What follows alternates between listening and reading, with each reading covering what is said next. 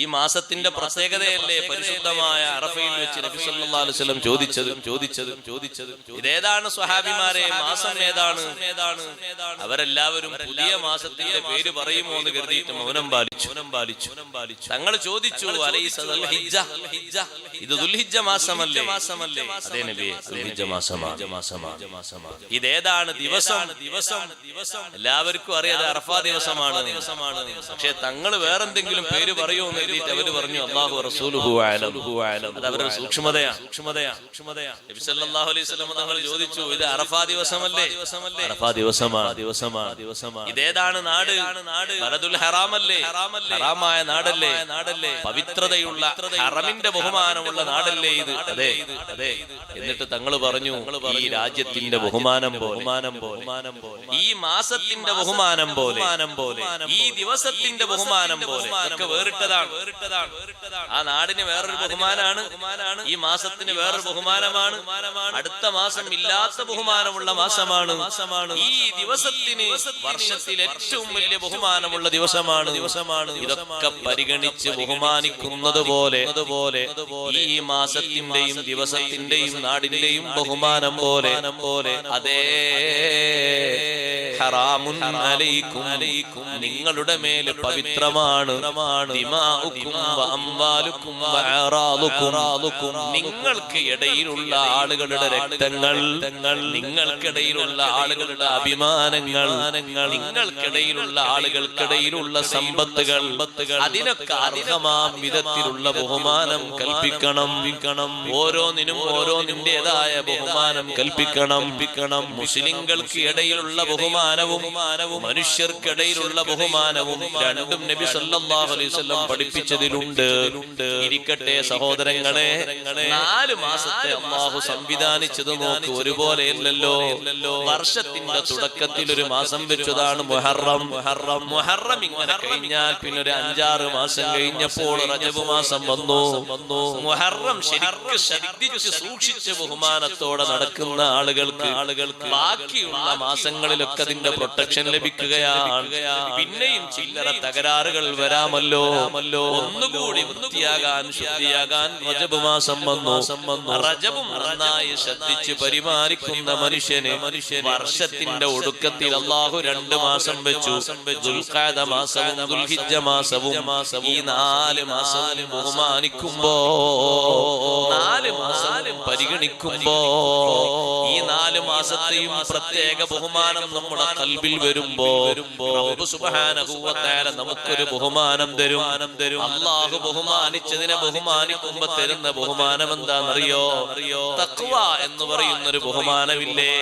അത് റബ്ബ് തആല നമുക്ക് ചെയ്ത വാഗ്ദാനമാണ്. വമൻ യുഅള്ളിം ശആഇറല്ലാഹി ഫഇന്നഹാ മിൻ തഖ്വൽ ഖുലൂബ്.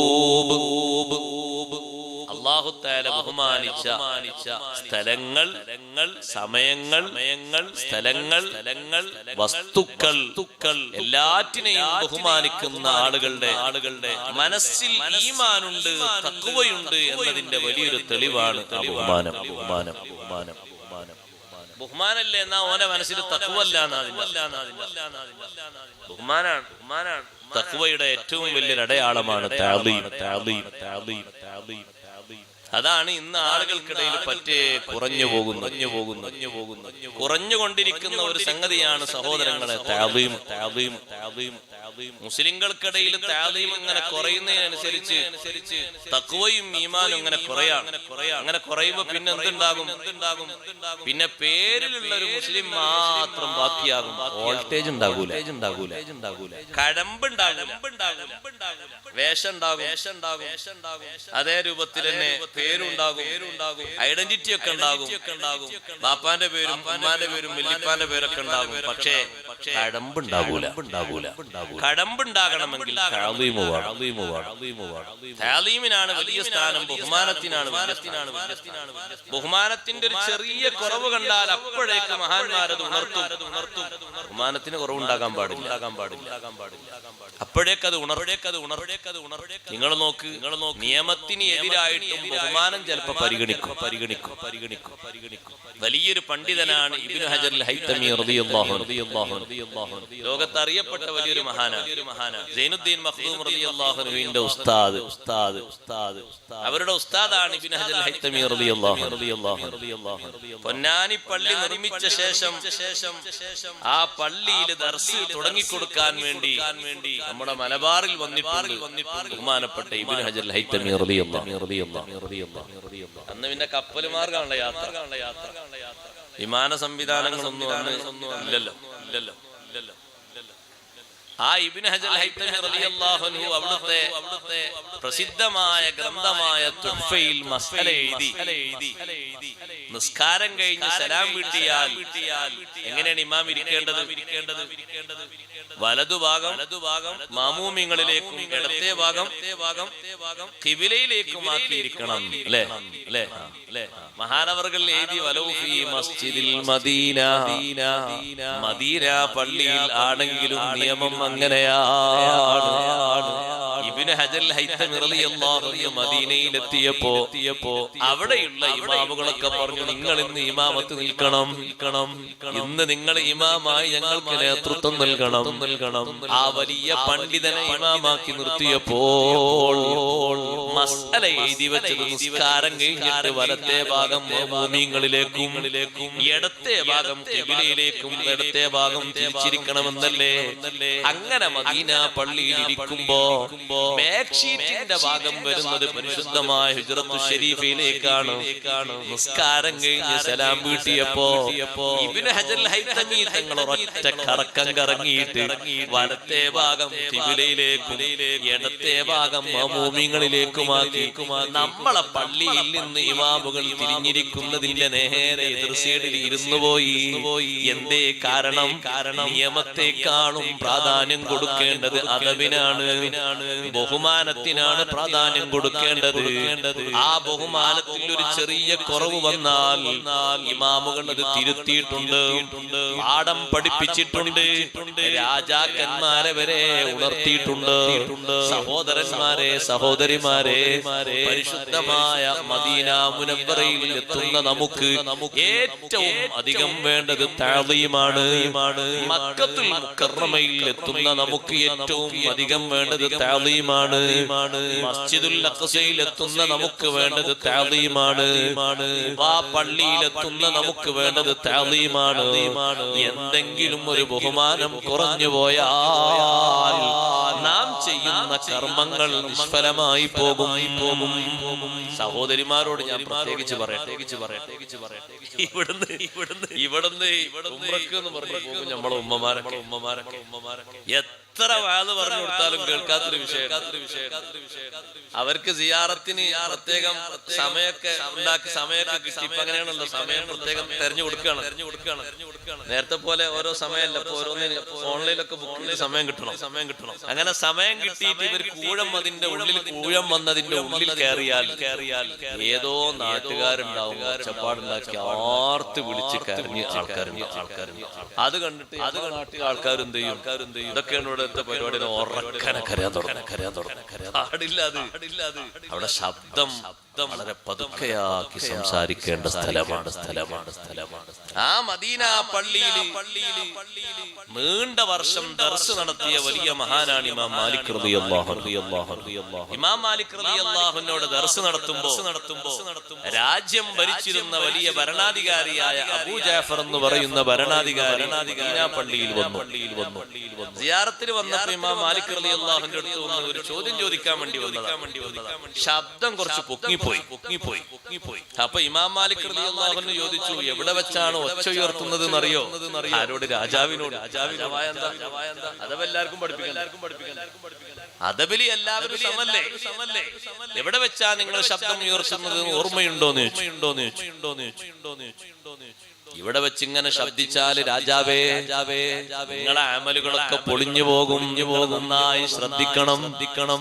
എന്ത് മസല ചോദിക്കാൻ വേണ്ടി വന്നാലും പതുക്കെ ചോദിക്കാവൂ. ശബ്ദം ഉയർത്തി ഇവിടെ സംസാരിക്കരുത്.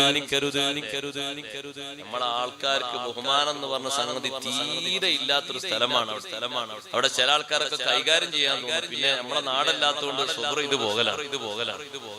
സഹോദരന്മാരെ, നിങ്ങൾ ആരെങ്കിലും നിങ്ങളെ വീട്ടിന്റെ മുൻഭാഗത്ത് അവിടെ വരാന്തയിലോ ഡൈനിങ് ഹാളിലോ ബാപ്പയോ ഉമ്മയോ ഇരിക്കുമ്പോ അവരെ മുന്നിൽ കൂടെ ആ ചെരുപ്പ് മുറിച്ചിങ്ങനെ പോവോ. ആ ചെരുപ്പ് അപ്പുറത്തേക്ക് കൊണ്ടുവരണമെങ്കിൽ തന്നെ എന്റെ വേക്കുഭാഗത്തൂടെ കൊണ്ടുപോയി അല്ലേ ഉൾഭാഗത്തിലൂടെ കൊണ്ടുപോകും. പ്രത്യേകിച്ച് അവിടെ വാപ്പയും മുന്നോട്ട് കൊണ്ടുപോകും. ഇത് ഈ ഒരു കാൽക്കാശിന്റെ ചെരുപ്പും താങ്ങിയിട്ട് അങ്ങനെ എവിടെ ഹുജറത്തു ഷരീഫയുടെ മുന്നിൽ ഏറ്റവും മോശപ്പെട്ട ദിനാപ്പോ 80,000 90,000 കൊടുത്ത് ഉംറക്ക് പോയത് ഈ സിയാറത്തിന് ഈ ചെരുപ്പും താങ്ങിയിട്ട് ഷരീഫയുടെ എന്റെ കാലിനെങ്ങനെ വല്ല ബുദ്ധിമുട്ടുണ്ടെങ്കിൽ ഖുഫ വാങ്ങി ധരിച്ചാ പോരെ. അത് ധരിച്ച് പള്ളിനുള്ളിൽ കൂടെ കയറാലോ. ഖുഫ വാങ്ങി ധരിച്ചാൽ ഒരു ബുദ്ധിമുട്ടില്ലല്ലോ. ധരിച്ച് അങ്ങനെ കയറാലോ, നിസ്കരിക്കാലോ. ഇത് ഈ നിലത്ത് ചവിട്ടുന്ന ചെരുപ്പും പിടിച്ചിട്ട് നമ്മളെങ്ങനെ അതിന്റെ മുന്നിലൂടെ പോകുന്നത്. പിന്നെ ആ ചെരുപ്പ് കൊണ്ട് പുറത്തു കൊണ്ടുവന്നിട്ട് ഇങ്ങനെ ഇടുന്ന ഒരു സൗണ്ട് അത് കേൾക്കുമ്പോ ഹൃദയം പൊട്ടിപ്പോ. സലാം പറഞ്ഞിങ്ങോട്ട് ഇറങ്ങുന്നിടത്തന്നെ ഒരു മീറ്റർ ഇപ്പുറത്തൊന്നല്ല തൊട്ടിപ്പുറത്ത് ആ ചെരുപ്പം കിടുന്ന ശബ്ദം കേട്ടുപോയാൽ അവിടുത്തെ ഇമാമിങ്ങൾ ഇത് പറയുന്നില്ല എന്ന് പറഞ്ഞിട്ടോ അവരൊക്കെ പറയുന്നുണ്ട്. നമുക്ക് തോന്നാണ് പറയുന്നില്ല. റമദാനിൽ ഒരിക്കൽ അവിടെ എത്തിയപ്പോ ഇന്നത്തെ ഹറമിന്റെ വലിയ ചുമതലയുള്ള ഇമാമ് മദീന പള്ളിയിൽ അന്ന് ഇശാന് നേതൃത്വം നൽകിയത് അദ്ദേഹമാണ്. ഇശാ നിസ്കാരം കഴിഞ്ഞിട്ട് 1.5 മണിക്കൂർ അദ്ദേഹത്തിന്റെ ഖുത്ബ ഉണ്ടായിരുന്നു, പ്രസംഗം. ആ പ്രസംഗത്തിൽ കാര്യമായി അദ്ദേഹം പറഞ്ഞെന്താണ്, നിങ്ങൾ ഈ മദീന പള്ളിയിൽ വന്നിട്ട് വെറുതെ നിസ്കരിക്കുന്നത്. നിങ്ങൾ ഇവിടെ നിസ്കരിക്കുന്നു, നിങ്ങളെ കുട്ടികൾ എന്താ ചെയ്യുന്നത്? ഹുജറത്തു ഷരീഫയുടെ മുന്നിലൂടെയും അങ്ങോട്ടും ഇങ്ങോട്ടൊക്കെ ഓടിക്കളിക്കാണ്. നിങ്ങളെ മക്കളെ ഓടിക്കളിക്കാനാണോ ഇങ്ങോട്ട് കൊണ്ടുവരേണ്ടത്? വളരെ കർശനമായ ഭാഷയിൽ അദ്ദേഹം പറഞ്ഞു. പക്ഷെ ആളുകളെ കൽബിൽ ഈമാനുണ്ടെങ്കിലല്ലേ ഈ ഒരു ബോധം വരില്ല. നമ്മളെ കൽബിൽ ഈമാനുണ്ട് എന്നുള്ളതിന്റെ ഏറ്റവും വലിയ അടയാളം തഅ്ലീമാണ്. അല്ലാഹു ബഹുമാനിച്ചതിനെ മുഴുവനും ബഹുമാനിക്കണം. നമ്മളെ നാട്ടിൽ ആ ബഹുമാനത്തിന്റെ കുറവ് കാണുന്നുണ്ടോ? നല്ലോണുണ്ട്. ആ കുറവ് നിങ്ങൾക്ക് മനസ്സിലാകണമെങ്കിൽ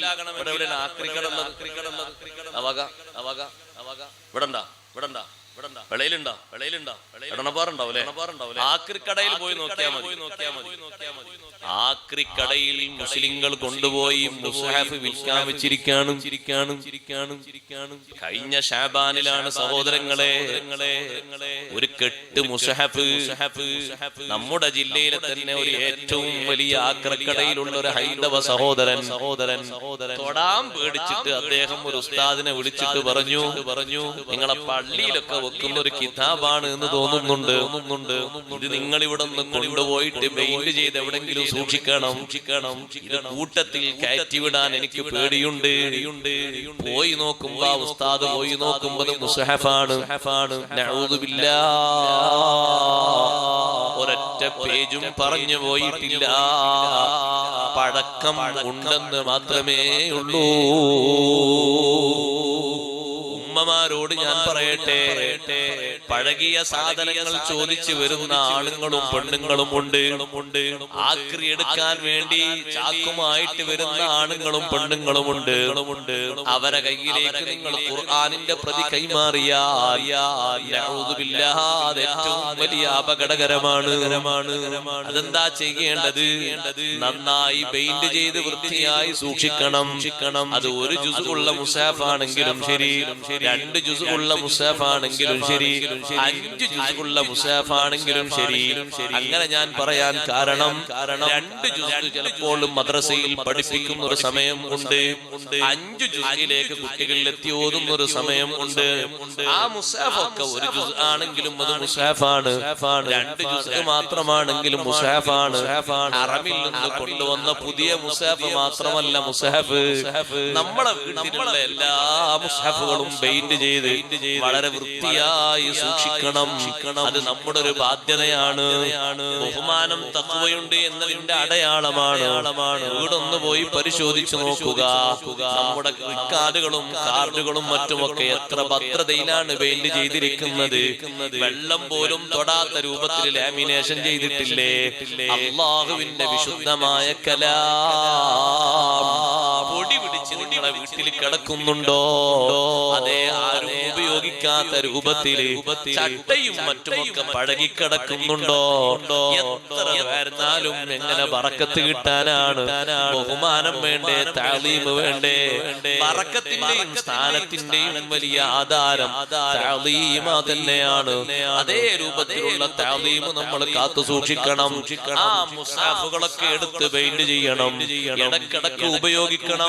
മഹാന്മാരായ പണ്ഡിതന്മാര് പറഞ്ഞു, ഒന്നിലധികം മുസ്ഹഫ് ഒരാൾക്കുണ്ടെങ്കിൽ ഒന്ന് മാത്രം ഉപയോഗിക്കരുത്, മാറി മാറി ഉപയോഗിക്കണം. ഉപയോഗം കൊടുത്തിട്ട് ഒന്നവിടെ അങ്ങനെ കൂട്ടിക്കാൻ പാടില്ല.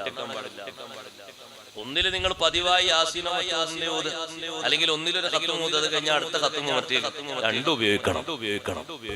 2 ഉപയോഗമല്ലേ? എന്നാ വേറെ ആൾ കൊടുത്തേക്ക് കൊടുക്കാനാണെങ്കിൽ നമ്മൾ മനസ്സമ്മതിക്കണം.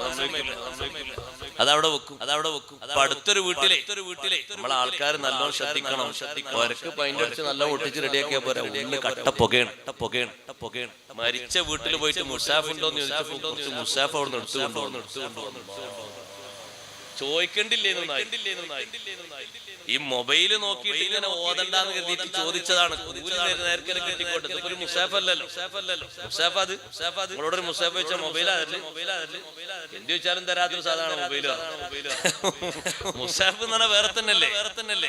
മുസ്ഹഫ് ചോദിച്ചു നോക്കുമ്പോ മുസ്ഹഫ് ആയിട്ട് എടുത്തു കൊണ്ടുവന്ന മുസ്ഹഫിന്റെ കഥ അറിയോ നിങ്ങൾക്ക്?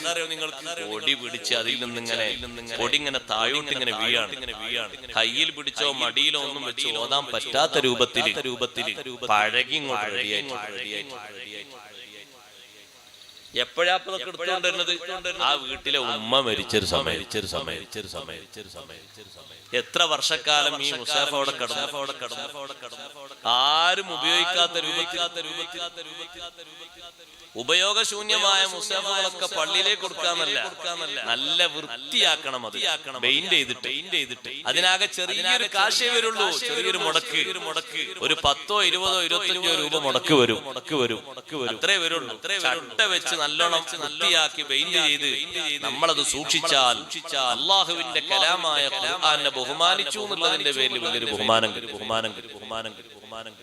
ഞാനാണ് നിങ്ങളെ ഇലാഹ് എന്ന് വാദിക്കുന്നതിന്റെ മുമ്പ് ഫിർഔനുള്ള വലിയൊരു ബഹുമാനം അല്ലാഹു നൽകിയത് അങ്ങനെയായിരുന്നു. കലീമുല്ലാഹി മൂസ അലൈഹിസ്സലാം അല്ലാഹുവിനോട് ചോദിച്ചു, പടച്ചോനെ, ഞാൻ എത്രയായി നിന്നോട് പറയുന്നത്, ഇത്രയും അക്രമിയായ ഈ രാജാവിനെ നീ ഒന്ന് നശിപ്പിക്കണം. അയാൾ നിന്നെ വിശ്വസിക്കാത്ത ആളല്ലേ? അപ്പൊ അല്ലാഹു തആല പറഞ്ഞു, മൂസാ നബിയെ, അൻത തൻദുറു ഇലാ കുഫ്രിഹി, നിങ്ങൾ നോക്കുന്നത് അവന്റെ കുഫ്രിയത്തിലേക്കാണ്, അവന്റെ നിഷേധം. അവൻ സത്യത്തെ നിഷേധിക്കുന്ന ആളാണ്, ഇലാഹിനെ നിഷേധിക്കുന്ന ആളാണ്, ഒക്കെ ചെയ്യുന്ന ആളാണ്. വാന അൻദുറു ഇലാ മാ കതബഹു വലാ ബാബി, ഇലാഹാണെന്ന് വാദിക്കുന്നതിന്റെ മുമ്പ് അവന്റെ വാതിലിന് മുകളിൽ അവൻ എഴുതിയതിലേക്കാണ് എന്റെ നോട്ടം. മൂസാ നബി അലൈഹിസ്സലാം നോക്കുമ്പോൾ വാതിലിന്റെ മുകളിൽ ഉണ്ട് ബിസ്മില്ലാഹ്. ഇമാം റാസി റളിയല്ലാഹു അൻഹു ഉദ്ധരിക്കുന്നു, ഇത്രയും അക്രമിയായ ഫിർഔനിന് പോലും ഒരു വലിയ പരിഗണന അല്ലാഹു തആല കൊടുക്കുന്നു ആ ഒരു ബിസ്മില്ലാഹിയുടെ എഴുത്തിന്റെ പേരിൽ. ബഹുമാനം കുറയാൻ പാടില്ല. പക്ഷെ നമ്മളെ ആൾക്കാർ ബഹുമാനം കുറയുന്ന ഒരു തസ്തികയാണ് ഞാനിപ്പോ പറഞ്ഞത്. നിങ്ങളൊക്കെ വയല് കഴിഞ്ഞ് ചരിത്രം കേട്ട് കുറെ ഇങ്ങനെ പാട്ടാടി പോകാനുള്ള വയലല്ല. അങ്ങനെയാണെങ്കിൽ ചരിത്രം പാടി പറയുന്ന ആൾക്കാരെ അവരെ വിളിച്ചാൽ മതി. ഞാനിപ്പോ പറയുന്നത് നമ്മുടെ ഈമാനുമായി ബന്ധപ്പെട്ട ഒരു വിഷയമാണ്. നമ്മൾ നിന്ദിച്ചാൽ ആഖിറത്തിൽ നമ്മൾ കുടുംബം ഖുർആൻ നിന്നിക്കരുത്. വഅദ് കഴിഞ്ഞ് പുറേ പോയിട്ട് ആദ്യം ചെയ്യേണ്ട പരിപാടി നാളെ ആകുമ്പോഴേക്ക് രാത്രി അല്പം സമയം കിട്ടിയില്ല പഴയ ഖുർആനുകളൊക്കെ എടുത്ത് പെയിന്റ് ചെയ്ത് വൃത്തിയാക്കി ഒരു ജുസ് ആണെങ്കിൽ 2 ജുസ് ആണെങ്കിലും നമ്മൾ സൂക്ഷിക്കണം. പ്രസ്സിൽ കൊണ്ടുപോയാ കിട്ടും അവര് പെയിന്റ് ചെയ്ത്. അല്ലെങ്കിൽ ഏതെങ്കിലും ഉസ്താദുമാരുണ്ടാവും നല്ല കഴിവുള്ളവർ അവര് സൗജന്യമായിട്ടല്ല, അവർക്ക് അതിനുള്ള കാശ് കൊടുക്കണം. അതിന്റെ ചട്ട എന്തൊക്കെ വാങ്ങാൻ പശയൊക്കെ വാങ്ങാൻ പെയിന്റ് ചെയ്ത് പള്ളിയിൽ ഉപയോഗിച്ച് നോക്കുമ്പോ ഞാൻ ഇപ്പൊ വർക്ക് ചെയ്യുന്ന പള്ളിയിൽ മഹല്ല് കമ്മിറ്റിക്കാരെ വിളിച്ച് ഞാൻ ശകാരിക്കോട്ടോ. അതിനെ പറഞ്ഞൊന്നും കാര്യം ചെലവ് തന്നാലും ശരി, തന്നിട്ടില്ലേനും ശരി. എന്തിനാ ശകാരിച്ചത്? മുത്തല്ലിമുകൾ താമസിക്കുന്നതിന്റെ മുകളിൽ പഴയ ഒരു നിലയുണ്ട്, പള്ളിയുടെ പഴയ നില. പള്ളി തന്നെയാണ്. അവിടെ ഉണ്ട് കുറെ മുസാഫ്, പഴയ മുസാഫ്. ഇവർ എന്ത് കമ്മിറ്റിയാ കമ്മിറ്റി എന്ന് പറഞ്ഞാൽ അതൊക്കെ വൃത്തിയാക്കി കൊണ്ടെടുക്കുന്ന ആൾക്കാർ എന്നാണ്. അല്ല കുപ്പായിട്ട് ഒരു ഫാന്റെ സ്വിച്ച് ഓഫ് ആക്കാതെ ഇടുക, അതല്ല കമ്മിറ്റി എന്ന് പറഞ്ഞാൽ ഇതൊക്കെ അല്ലാഹു തആലാന്റെ മാർഗത്തിൽ പൊരുത്തത്തിൽ വൃത്തിയാക്കി ചെലവ് ചെയ്ത് സൂക്ഷിച്ച് സുരക്ഷിതമായി ബഹുമാനങ്ങളൊക്കെ പാലിച്ച് കൊണ്ടു നടക്കുന്ന ആളുകൾ എന്ന് അതിന്റെ ഈ പള്ളി കമ്മിറ്റി പെട്ട ആൾക്കാരുടെ കൂട്ടത്തിൽ പഴയ കുറെ മുസാഫികൾ കാണും പള്ളിക്ക്. ഒരു ചട്ട വെച്ചു കൊടുത്താൽ കുറെ കാലം ഇനിയും അതിന് ദീർഘായുസ്സുണ്ടാവും. നമുക്ക് അള്ളാഹുവിന്റെ അടുക്കൽ ഒരു ചെറിയ സ്ഥാനെങ്കിലും കിട്ടും. ചെറിയൊരു സ്ഥാനെങ്കിലും കിട്ടും. നിങ്ങൾ നോക്ക്, ഒരുപാട് ആളുകളെ കൊല്ലാകൊല നടത്തിയ ആളാണ് ഹജ്ജാജ് ഇബ്നു യൂസുഫ് എന്ന് പറഞ്ഞ ഭരണാധികാരി. പക്ഷെ ഇമാമുകൾ പറഞ്ഞു അദ്ദേഹത്തിന് ചെറിയൊരു പ്രതീക്ഷ അള്ളാഹുവിന്റെ അടുക്കൽ ഉണ്ടാകാൻ സാധ്യതയുണ്ട്. കാരണം നമ്മൾ ഇന്ന് ഖുർആൻ ഈ രൂപത്തിൽ ഓതാൻ കാരണക്കാരൻ ഹജ്ജാജ് ഇബ്നു യൂസുഫ്. അല്ലാഹു തആല നമ്മളമാരല്ലോ ഗഫൂർ റഹീമല്ലേ. ഖുർആനിന് വള്ളിയും പുള്ളിയും ശബ്ദും മദ്ദും ഇട്ട് അത് ശരിക്ക് ക്രമീകരിച്ചത് ക്രോഡീകരിച്ചത് ഹജ്ജാജ് ഇബ്നു യൂസുഫ. ആ കാലം വരെ ഖുർആനിന് ശബ്ദും മദ്ദും പുള്ളിയും ഒന്നുമില്ല. അക്ഷരങ്ങൾ മനസ്സിലാക്കിയിട്ട് ഖുർആൻ ഓതലാണ്. അന്ന് നൂൻ എങ്ങനെ ഉണ്ടാകും? നൂൻ ഇങ്ങനെ ഇട്ട് അതിന് ചെറിയൊരു കൊക്കുണ്ടാവും, അത് നൂനാണ്. ബാ കുറച്ച് പരന്നിട്ടുണ്ടാവും, പുള്ളിയൊന്നുമില്ല. സീന് അതിന് 3 മടക്കുണ്ടാകും. അത് ഷീനാണെങ്കിൽ വാലിന്റെ ഭാഗം കുറച്ചുകൂടി മടങ്ങി. ഇങ്ങനെ മനസ്സിലാക്കി ഓരോ അക്ഷരങ്ങളുടെയും മോഡൽ മനസ്സിലാക്കി അതിന് ജീമിനൊരു പുള്ളി നടുവിലും ഖാഇനൊരു പുള്ളി മേലെയും ഷീന് 3 പുള്ളിയും താഇന്റെ രൂപത്തിൽ വൃത്തത്തിൽ 3 പുള്ളിയും ഇങ്ങനെയൊക്കെ കൊടുത്ത് ഹർക്കത്തുകൾ ഇട്ട് റെഡിയാക്കിയത് ഈ രാജാവാണ്. ഹജ്ജാജ് ഇബ്നു യൂസുഫ്. വലിയ പ്രതീക്ഷയല്ലേ? ഇമാമുകൾ പറയുന്നു മലിക്കുൽ എന്നാണ് അയാളെ പരിചയപ്പെടുന്ന അക്രമിയായ ഭരണാധികാരി. സഈദ് ഇബ്നു ജുബൈർ റളിയല്ലാഹു അൻഹു എന്ന വലിയ താബിഈ പണ്ഡിതനെ കൊല്ലാകൊല നടത്തിയത് ഈ ഹജ്ജാജാണ്. അബ്ദുല്ലാഹി ഇബ്നു സുബൈർ റളിയല്ലാഹു അൻഹുവിനെ കഴിമരത്തിലേറ്റിയത് ഹജ്ജാജാണ്.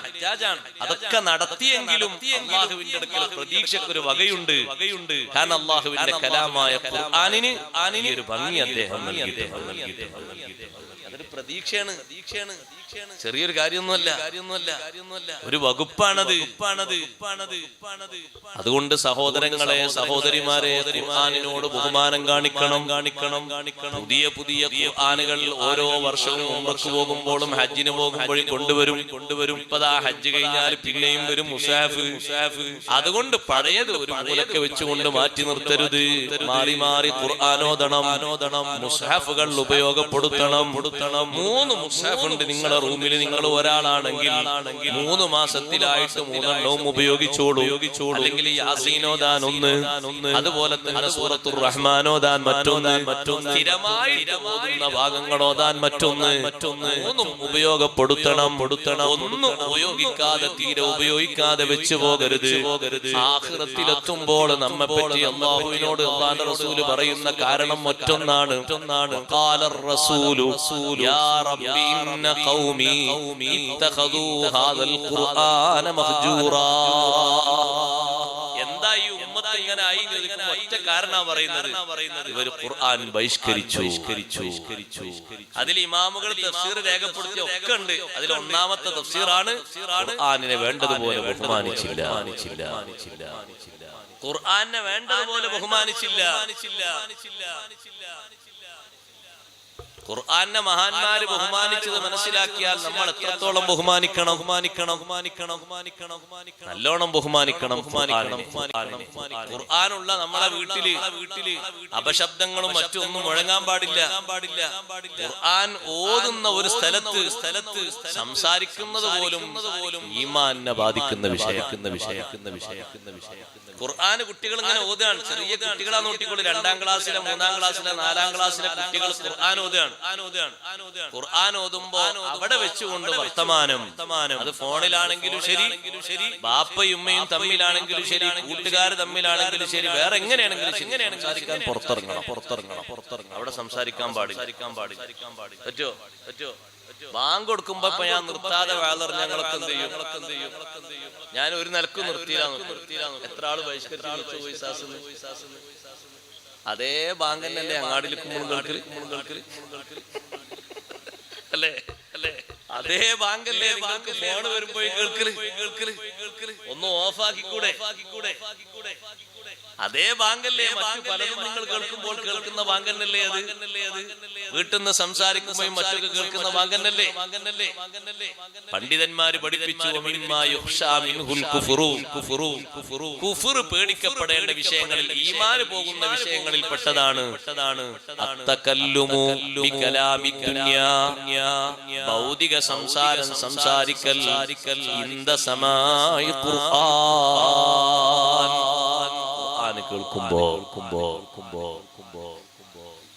ഒരു സ്ഥലത്ത് രാത്രി വേല തുടങ്ങാൻ നിൽക്കുമ്പോഴേ 5-5:30 മണിയാകുമ്പോഴേക്ക് ഒരു ഖുർആൻ കാസറ്റ് അങ്ങനെ ഇട്ടു.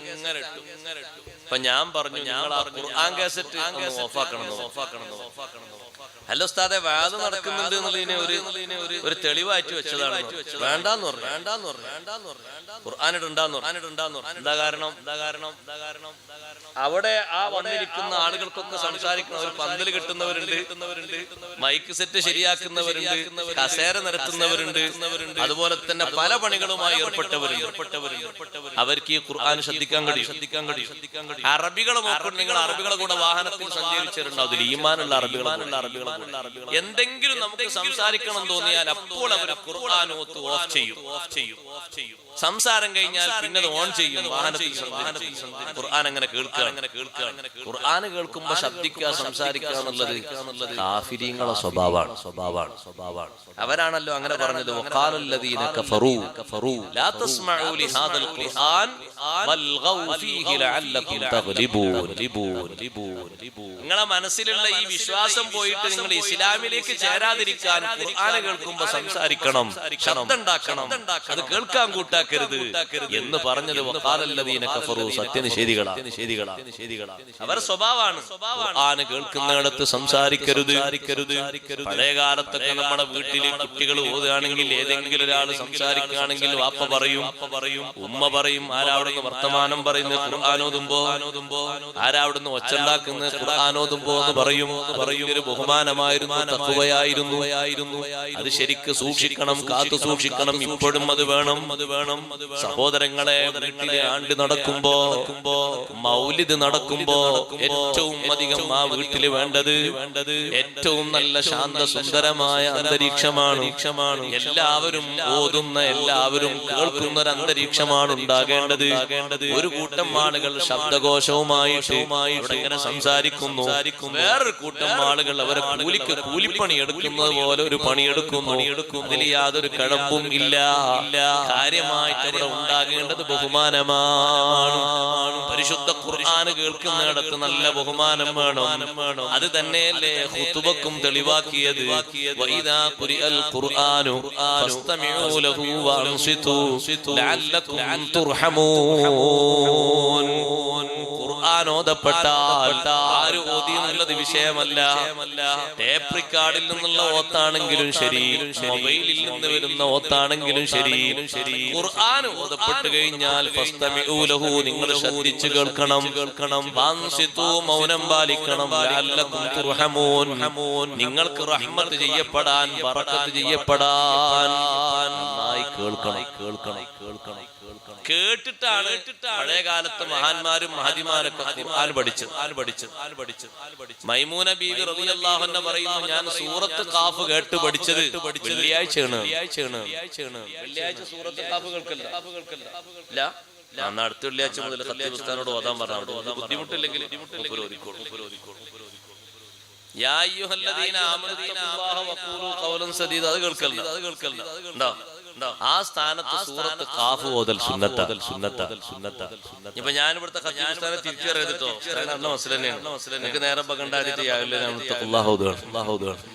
ഖാഫ് സൂറത്തോ അല്ലെങ്കിൽ അതിന്റെ വാളോ ഓതൽ സുന്നത്തും. നബി സല്ലല്ലാഹു അലൈഹി വസല്ലം തങ്ങൾ ഈ സൂറത്ത് ഖുതുബയിൽ ഓതുമ്പോ അപ്പുറത്തുള്ള വീട്ടിൽ നിന്നത് കേട്ട് കാണാതെ പഠിച്ചു മൈമൂന ബീവി റളിയല്ലാഹു അൻഹ. ഞാൻ പറയുന്നത് അത് കേട്ട് കാണാതെ പഠിക്കണമെങ്കിൽ എത്ര അച്ചടക്കം എത്ര ഒതുക്കവും വേണം അവിടെ. എത്ര സൈലന്റ് ആൾക്കാർ വെച്ചുണ്ടാക്കി കേൾക്കാൻ കഴിയും. അതാണ് ഖുർആൻ ഓതുന്ന സമയത്തുള്ള ഒരു ബഹുമാനം നമ്മൾ സ്വീകരിക്കണം. ചില സ്ഥലത്തൊക്കെ ആണ്ടിന് പോയാൽ ഈ ആണ്ടിനും 7-നും 14-നൊക്കെ ഞാൻ പറയട്ടെ അവിടെ ഈ പരിപാടികളും കാര്യങ്ങളൊക്കെ കഴിഞ്ഞിട്ട് ഭക്ഷണം കാര്യങ്ങളൊക്കെ വിളമ്പിയാൽ മതി, കുഴപ്പമൊന്നുമില്ല. ഈ യാസീൻ അങ്ങോട്ട് ഓതുമ്പോ തുടങ്ങും ഒച്ചപ്പാടൊരു ഭാഗം. അപ്പൊ പിന്നെ ആൾക്കാർ വിഷയാക്കാത്ത എന്താണ്, നമ്മക്ക് തന്നെ ഉള്ള ചോറ് റെഡിയാക്കല്ലേ, കുറച്ചൊക്കെ വർത്താനം പറഞ്ഞോട്ടോ കുഴപ്പമില്ല. ഖുർആനാണ് ഓതുന്നത്, എല്ലാരും കേൾക്കുന്ന മൈക്കിലൂടെ ഓതുന്നത്. ഒരു 3-നാണെങ്കിലും 7-നാണെങ്കിലും 40-നാണെങ്കിലും 50-നാണെങ്കിലും മൈക്കല്ലേ. ഇത് കേൾക്കുന്ന ആൾക്കാരോടുള്ള കൽപ്പനല്ലേ, മൗനം പാലിക്കണം, നല്ലോണം ശ്രദ്ധിച്ച് കേൾക്കണം. മൗലിദിലും അങ്ങനെ തന്നെ ബഹുമാനം വേണം. മൗലിദ് ഓതുമ്പോഴും ബഹുമാനം വേണം. ശബ്ദം ഉണ്ടാക്കരുത്, ഒച്ചപ്പാടുണ്ടാക്കരുത്. കുറച്ച് ആൾക്കാർ വർത്താനം പറഞ്ഞിരിക്കരുത്. എല്ലാവരും ബഹുമാനത്തോടെ അത് കേൾക്കണം. അഷ്റഫുൽ ഖൽഖ് സല്ലല്ലാഹു അലൈഹി വസല്ലം തങ്ങളെ മദ്ഹ് പാടിയ കഅബ് ഇബ്നു സുഹൈർ റളിയല്ലാഹു അൻഹു തങ്ങളെ ഹദ്റത്തിൽ വന്ന് മദ്ഹ് പാടി ആനത്തു സുആദു ഫഖൽബിൽ യൗമ മക്ബൂലു മുതയ്യമുൻ നിസ്റഹാ ലം യഫദ മക്ലൂലു. കഴിഞ്ഞാൽ ഏറ്റവും ബഹുമാനമുള്ള വരിയാണ്. സത്യത്തിൽ സഹോദരങ്ങളെ, സ്വഹാബി പാടിയ മദ്ഹ് നിങ്ങൾക്ക് ബാനത്തു സുആദാണ് പാടേണ്ടെങ്കിൽ ആദ്യം പാടാൻ നല്ലോണം ഇരുന്ന് പഠിക്കണം. അതങ്ങനെ ഒറ്റ നോട്ടത്തിൽ നോക്കി പാടാൻ കഴിയൂല. അത്രയും കടികട്ടിയുള്ള സാഹിത്യമുള്ള വാക്കുകളാണത്. സ്വഹാബി നബി തങ്ങളെ ഹദ്റത്തിൽ നിന്ന് പാടിയ മദ്ഹ് ബാനത്തു സുആദ്, അതാണ് അതിന്റെ പേര്. അതിന്ന് കിതാബുകളിൽ ഉണ്ട് ആ വരി. അത് കഅബ് ഇബ്നു സുഹൈർ റളിയല്ലാഹു അൻഹു സ്വഹാബത്തിന്റെ മുന്നിൽ വെച്ച് നബി സല്ലല്ലാഹു അലൈഹി വസല്ലം ഹദ്റത്തിൽ വെച്ച് പാടിയ മദ്ഹാണ്. തങ്ങൾ പുതപ്പ് സമ്മാനമായി കൊടുത്തൊരു മദ്ഹാണ്. ഈ മദ്ഹ് ഇങ്ങനെ പാടുമ്പോ അച്ചടക്കത്തിന്റെ പ്രതീകമായ സ്വഹാബ, ആ സ്വഹാബിമാര് നല്ലോണം ഈ മദ്ഹ് ശ്രവിക്കുമ്പോ നബി സല്ലല്ലാഹു അലൈഹി വസല്ലം ഒന്നുകൂടി പറഞ്ഞു അനിസ്മഉ, നിങ്ങളൊന്ന് കേൾക്കി, ഒന്ന് ശ്രദ്ധിച്ച് കേൾക്കി. സ്വഹാബത്ത് സംസാരിക്കൂല, അവരുടെ സ്വഭാവം എന്താ, സ്വഹാബത്തിന്റെ ബഹുമാനം എന്താ. ഇമാം ബുഖാരി തങ്ങളുടെ സ്വഹീഹിൽ രേഖപ്പെടുത്തി, സ്വഹാബിമാർ സദസ്സിൽ വന്നിരുന്നാൽ തലക്ക് മീതെ പക്ഷികൾ ഇരിക്കും പോലെ. നമ്മളെ തലക്ക് മീതെ പക്ഷി ഒന്നും ഇരിക്കൂല. കാരണം പക്ഷിക്ക് പേടിയാണ്, ഇതൊരു മരാണോ, ഇളകുന്ന കാറ്റിന് ഇളകുന്ന ചില്ലാണോ എന്ന് കരുതി നമ്മളൊന്നും അങ്ങോട്ടും ഒന്നും ഇങ്ങോട്ടും അങ്ങനല്ലേ. നിസ്കാരം കഴിഞ്ഞാൽ എത്ര വട്ടാ തിരിഞ്ഞു നോക്കണ്. നിസ്കാരം കഴിഞ്ഞ് സലാം നേർക്കേരെന്നാണ് ദിക്റില്ല. എത്ര വട്ടാ തിരിഞ്ഞു. എത്ര ആൾക്കാരെ ഖുശാണ് നമ്മളെ മുച്ചിരി കണ്ടിട്ട് പോയി പോയത്. തിരിഞ്ഞോക്കെങ്കിലേ നമുക്ക് സമാധാനമാവും. ആരൊക്കെ മസ്ബൂക്ക് നമ്മളെ കണക്കെടുക്കല്ലേ. ഇന്ന് ഏതൊക്കെ സൊഫിയ, ഏതൊക്കെ ആൾക്കാർ മസ്ബൂക്ക്, എത്ര വട്ടാണോ തിരിഞ്ഞോക്കുന്നോ. പക്ഷേ സഹോദരങ്ങളെ, സ്വഹാബത്ത് വന്നിരുന്നാൽ അവരെ തലക്ക് മീതെ പക്ഷികൾ വന്നിരിക്കും പോലെ അച്ചടക്കമാണ്. തല പോലും മനക്കൂല, തോളനക്കൂല, മുഖം മനക്കൂല. ആ സ്വഹാബിമാരോടാ പറയുന്നത് അനിസ്മഉ, നിങ്ങൾ കേൾക്കണം. നാളെ അവിടെ നടക്കുന്ന ബുർദാസല്ലേ, മിന്നവ്വലിയിൽ ആഖിരി സംസാരിക്കാൻ കഴിയാത്ത ആൾക്കാർ മാത്രം വന്നാ മതി. കേൾക്കണ്ട, ഞാൻ പറഞ്ഞ കേൾക്കണ്ട. ഈ സദസ്സിൽ വെച്ച് സംസാരിക്കാൻ കഴിയാത്ത ആൾക്കാർ മാത്രം വന്നാ മതി. മൊബൈലിലൂടെയും അല്ലാതെ പിന്നെ അതിന് കാര്യമായിട്ട് പുണ്യൊന്നുമില്ല. ആസ്വാദനം എന്ന് പറഞ്ഞ എന്താ സംഗതി എനിക്ക് മനസ്സിലായിട്ടില്ല. എന്താ സംഗതി എന്തോ തിന്നാൻ കിട്ടുന്നു. മറ്റന്നാളല്ലേ ചോറ കിട്ടണേ നാളല്ലല്ലോ. ഇനി വല്ല കുലാവി ഉണ്ടെങ്കിൽ അത് കേൾക്കുക എന്നുള്ള ബഹുമാനത്തോടെ കേൾക്കുക. സഹാബിമാരോട് ഞങ്ങൾ പറഞ്ഞു ബഹുമാനത്തോടെ കേൾക്കണം. ബഹുമാനം വേണം. മൗലിദിന്റെ ഒരു സദസ്സ് വീട്ടിൽ സംഘടിപ്പിക്കുകയാണെങ്കിൽ വലിയ ബഹുമാനം അവിടെ കാണും. ആണും പെണ്ണും നല്ല ബഹുമാനം കാണും. ഖുർആൻ ഓതുന്നിടത്ത് നല്ല ബഹുമാനം കാണിക്കണം. ശബ്ദിക്കരുത്, സംസാരിക്കരുത്. ഖുത്ബ ഓതുന്നിടത്ത് ശബ്ദിക്കാൻ പാടില്ല, സംസാരിക്കാൻ പാടില്ല. ഒച്ചപ്പാടുണ്ടാക്കുന്നുണ്ടെങ്കിൽ അത് നിയന്ത്രിക്കാൻ പറ്റുന്ന ആളുകൾ ഒച്ചപ്പാടുണ്ടാക്കുന്നിടത്തേക്ക് അവരെ നിയോഗിക്കണം. തട്ടിന്റെ മുകളിൽ കഴിഞ്ഞൊരു മാസം മുമ്പ് ഒരു പള്ളിയിൽ ഖുത്ബ കയറി. എനിക്ക് തോന്നി ഈ വർഷത്തെ ഖുത്ബയിൽ ജുമയില് ഒരു റാഹത്തും കിട്ടാത്ത ഒരു നിസ്കാരം ജുമയായി മാറിയത്. സുന്നിപ്പള്ളിയിലാട്ടോ, വേറെ പള്ളിയിലാന്ന് കരുതണ്ട. സുന്നിപ്പള്ളിയെ കടികട്ടി സുന്നിയാണെന്നൊക്കെ പറഞ്ഞോളി വലിയ മഹല്ല 700-800 കണക്കിന് വലിയ തമ്പ്രാക്കന്മാര് നേതൃത്വം മഹല്ല്. മുകളിൽ കയറി നോക്കുമ്പോ നമ്മളെ ചെറുപ്പക്കാരെ കൊട്ടിഘോഷം കൊണ്ട്, ശബ്ദഘോഷം കൊണ്ട് സഹോദരങ്ങളെ നിസ്കാരത്തിൽ റുകൂഇൽ പോകുന്നവരെ ഒരു സമാധാനവും. ഖുതുബന്റെ തുടക്കം മുതൽ ഒരൊറ്റ ഹർഫ് കേൾക്കാനായിട്ടുണ്ട്. എന്തുമാത്രം ശബ്ദങ്ങളാണ്. അതും ചെറിയ ആൾക്കാരല്ല, കല്യാണം കഴിച്ച് 1-2 മക്കളുണ്ട് ചെറുപ്പക്കാർ. ബുലൂഗായിട്ട് ആയിട്ടില്ല എന്ന് തോന്നുന്നു. കളി കാണും. പ്രായപൂർത്തി എത്തിയിട്ടില്ലാന്ന് തോന്നും.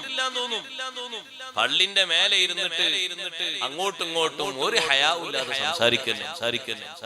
ഖുതുബല്ലേ ഓതുന്നത്. റാസി ഇമാം റളിയല്ലാഹു അൻഹു തഫ്സീർ പറഞ്ഞത് വൈദാ ഖുരിഅൽ ഖുർആനു അയിൽ ഖുതുബ. ആ ആയത്തിന് അങ്ങനെ തഫ്സീർ പറഞ്ഞത് ഖുതുബ ഓതപ്പെട്ടാൽ മിണ്ടാതെ ഇരുന്ന് കേൾക്കണം. ശരിക്ക് കേൾക്കേണ്ടതാണ് ഖുതുബ. 40 ആളെ കേൾപ്പിക്കണ്ടേ. ഇങ്ങനെ ശബ്ദിച്ചാലും പിന്നെ എങ്ങനെ കേൾപ്പിക്കാം? മേലുള്ള ആൾക്കാർ ശബ്ദിക്കലും താഴെയുള്ള ആൾക്കാർ യേസിന്റെ സുഖത്തിൽ ഉറങ്ങലും ആയ പിന്നെ 40 ആളുണ്ടാകോ കേൾക്കുന്നവര്? അല്ല, താഴെയുള്ള ആൾക്കാർ ക്ഷീണം മാറ്റി ഓരോരുത്തരും ഓരോ ഫർള് കേട്ടിട്ടുണ്ടോ? ഫുള്ള് ഫർള് കേൾക്കണ്ടേ? 2 ഖുത്ബയിലും ഫുള്ള് ഫർള് കേൾക്കണ്ടേ? അങ്ങനെ ഉണ്ടാവും ആൾക്കാർ 40 മേലുള്ള ഒച്ചപ്പാടുകൊണ്ട് അങ്ങനെ പോയി, താഴെയുള്ളത് ഉറങ്ങിയിട്ടും പോയി. പിന്നാരുള്ളത് സംശയമാണ്. ഖുത്ബകളൊക്കെ പള്ളികളിൽ ശരിയാകുമെന്ന് തന്നെ സംശയമാണ്.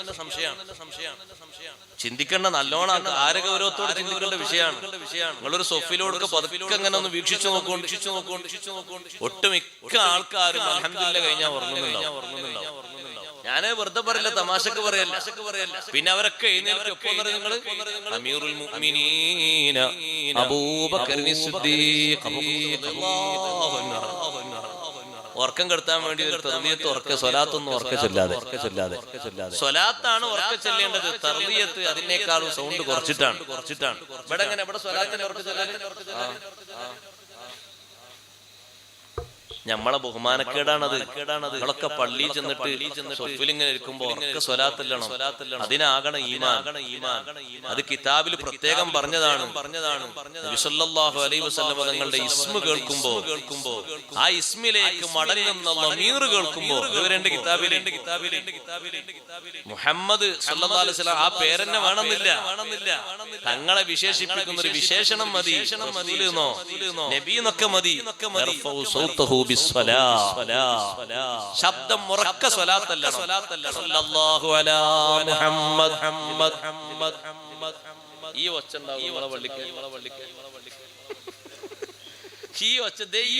ഇതിനേക്കാൾ ഒച്ച ഉണ്ടാവും. അതാണ് ബഹുമാനക്കേട് എന്ന് പറയും. മറ്റേന് തീരെ ഒച്ചയില്ല, ആരും കേൾക്കണില്ല. ഇത് ഭയങ്കര ഒച്ച.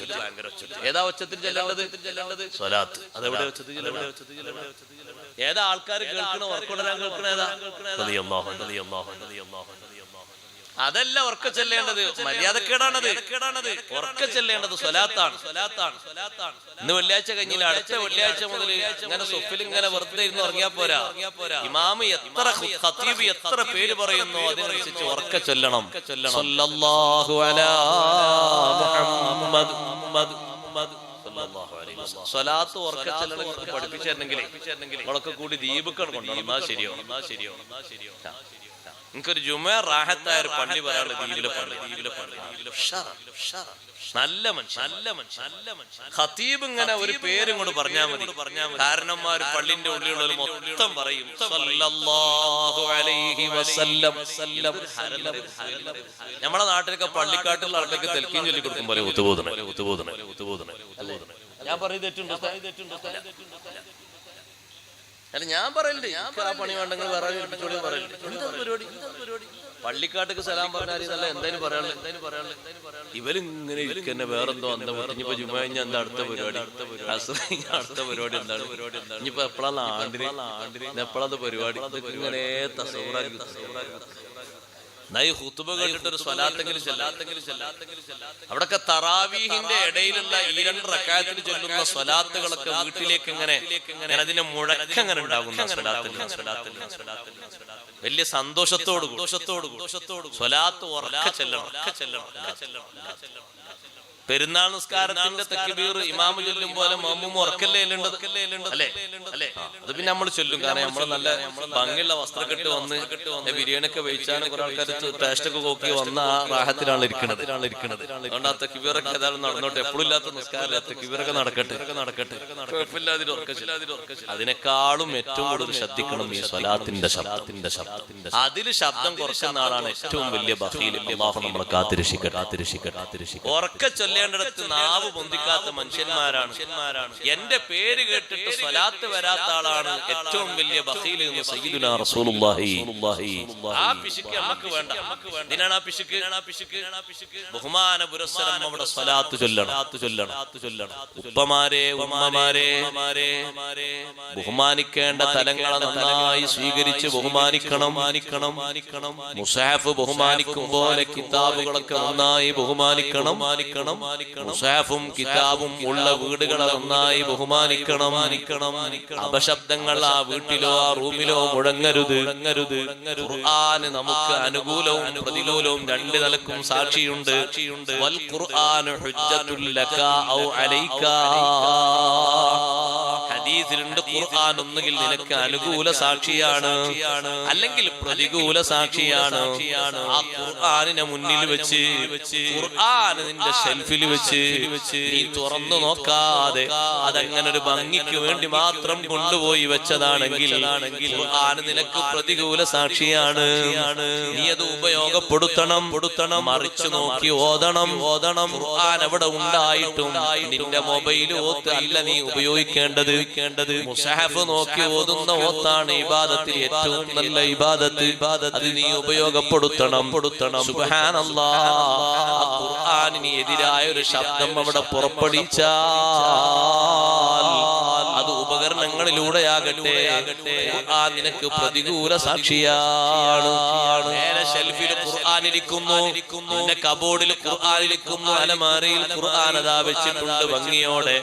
താഴെ നിന്റെ ഉപകരണത്തിലൂടെ നീ കോമഡിയാ കാണുന്നത്, സിനിമ കാണുന്നു, നാടകം കാണുന്നു, കാണാൻ പറ്റാത്ത ദൃശ്യങ്ങൾ കാണുന്നു, കേൾക്കാൻ പറ്റാത്തത് കേൾക്കുന്നു. ഖുർആൻ നിനക്ക് അനുകൂല സാക്ഷിയല്ല, പ്രതികൂല സാക്ഷിയാണ്. നീ ഖുർആനിനെ വേണ്ടതുപോലെ ബഹുമാനിക്കാത്തതിന് അനുകൂലമായിട്ട് സാക്ഷി നിൽക്കും, അല്ലെങ്കിൽ പ്രതികൂലമായിട്ട് സാക്ഷി നിൽക്കും. ഖുർആനിനോട് ബഹുമാനക്കേട് ചെയ്തത് കൊണ്ട് പ്രതികൂലമായി സാക്ഷി നിൽക്കും. സുബ്ഹാനല്ലാഹ്. ഖുർആനിനോട് നല്ല ബഹുമാനം കാണിക്കണം.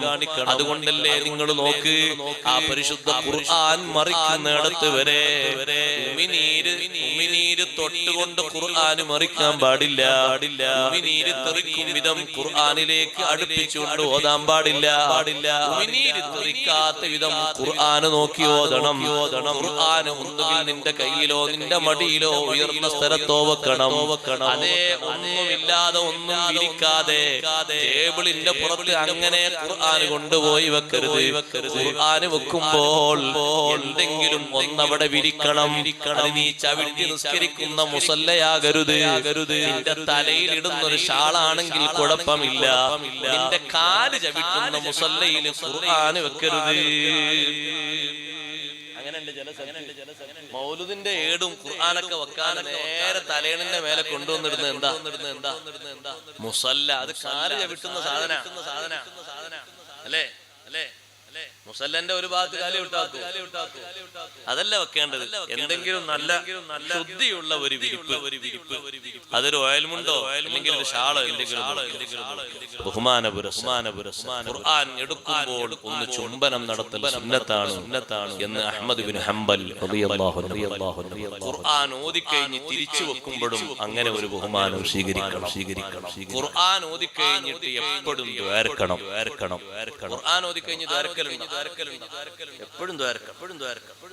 എപ്പോഴും ഖുർആൻ ഓതിക്കഴിഞ്ഞാൽ ദ്വാരക്കുന്ന നേതാവാണ് സയ്യിദുനാ റസൂലുള്ളാഹി. പിന്നെ നമ്മൾ എന്ത് ദ്വാ പഠിച്ചത്? തങ്ങൾ എന്താ ദ്വാരുന്നിരുന്ന ദ്വാ? അല്ലാഹുമ്മ ഇന്നി അസ്അലുക ബികുല്ലി ഇസ്മിൻ ഹുവ ലക സമ്മൈതഹു ബിനഫ്സിക ഔ അൻസൽതഹു ഫീ കിതാബിക ഔ അല്ലംതഹു അഹദൻ മിൻ ഖൽഖിക ഔ ഇസ്തഅ്സർത ബിഹി ഫീ ഇൽമിൽ ഗൈബി ഇൻദക അൻ തജഅലൽ ഖുർആനൽ അദീമ റബീഅ ഖൽബി വനൂറ സദ്രി വജലാഅ ഹുസ്നി വദഹാബ ഹമ്മി വഗമ്മി. പെടാനൊന്നും ബാക്കിയില്ല. അല്ലാഹുവേ, നിന്റെ നഫ്സിന്, നിന്റെ ദാത്തിന് നീ വെച്ച എല്ലാ ഇസ്മുകളെ കൊണ്ടും നിന്നോട് ഞാൻ ചോദിക്കും അത് എത്രയെന്നുള്ളത് എനിക്ക് പറയാൻ കഴിയും. അള്ളാഹുവിന്റെ ദാത്തിന് അള്ളാഹു വെച്ച ഇസ്മുകൾ എത്രയാണ് പറയാൻ കഴിയൂല. നമുക്കത് കണക്കാക്കാൻ കഴിയില്ല ആ ഇസ്മുകളെ കൊണ്ടൊക്കെ. അല്ലെങ്കിൽ ആ ഇസ്മു നിന്റെ കിതാബിലൂടെ നീ പഠിപ്പിച്ചു, അല്ലെങ്കിൽ നിന്റെ ഇൽമിൽ നീ അത് രഹസ്യമാക്കി സൂക്ഷിച്ചു വെച്ചു, അല്ലെങ്കിൽ സ്പെഷ്യൽ ആളുകൾക്ക് നീ പഠിപ്പിച്ചു. അതുകൊണ്ടൊക്കെ നിന്നോട് ചോദിക്കുന്നു, ഈ ഖുർആനിനെ റബീഅ ഖൽബി, എന്റെ ഹൃദയത്തിന്റെ വസന്തമാക്കണം. എന്റെ ഹൃദയത്തിന് ഒരുപാട് വിഷമങ്ങൾ, ടെൻഷൻ, ഹൃദയത്തിന് നല്ല സന്തോഷം, ഖൽബിന് അമലെടുക്കാനും ദിക്ർ ചൊല്ലാനും സ്വലാത്തെല്ലാനും നല്ല കാര്യങ്ങൾക്ക് നല്ല സന്തോഷം ഉണ്ടാകണം. ഖൽബിന് അതിനോട് ഒരു മടുപ്പുണ്ടാകാൻ പാടില്ല. മനസ്സിന് മടുപ്പുണ്ടായാൽ പിന്നെ എത്ര നിസ്കരിച്ചിട്ടും നോമ്പോറ്റിട്ടും ഖുർആൻ ഓതിന് ദിക്റിലിട്ടൊരു മധുരം കിട്ടൂല. റബീഅ ഖൽബി, ബേജാറൊക്കെ മാറിയിട്ട് ഒന്ന് അമൽ ചെയ്യാനുള്ള നല്ല സന്തോഷം, അതിനാണ് ആദ്യ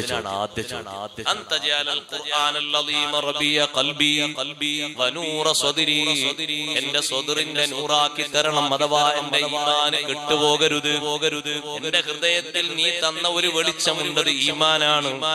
അത് ഈ ഇസ്മുകളെ കൊണ്ടൊക്കെ ഞാൻ ചോദിക്കുന്നു, ഈമാന് നിലനിർത്തി തരണം. എന്റെ വിഷമങ്ങൾ മുഴുവനും നീക്കി തരണം. എന്റെ ടെൻഷനൊക്കെ മാറ്റി തരണം.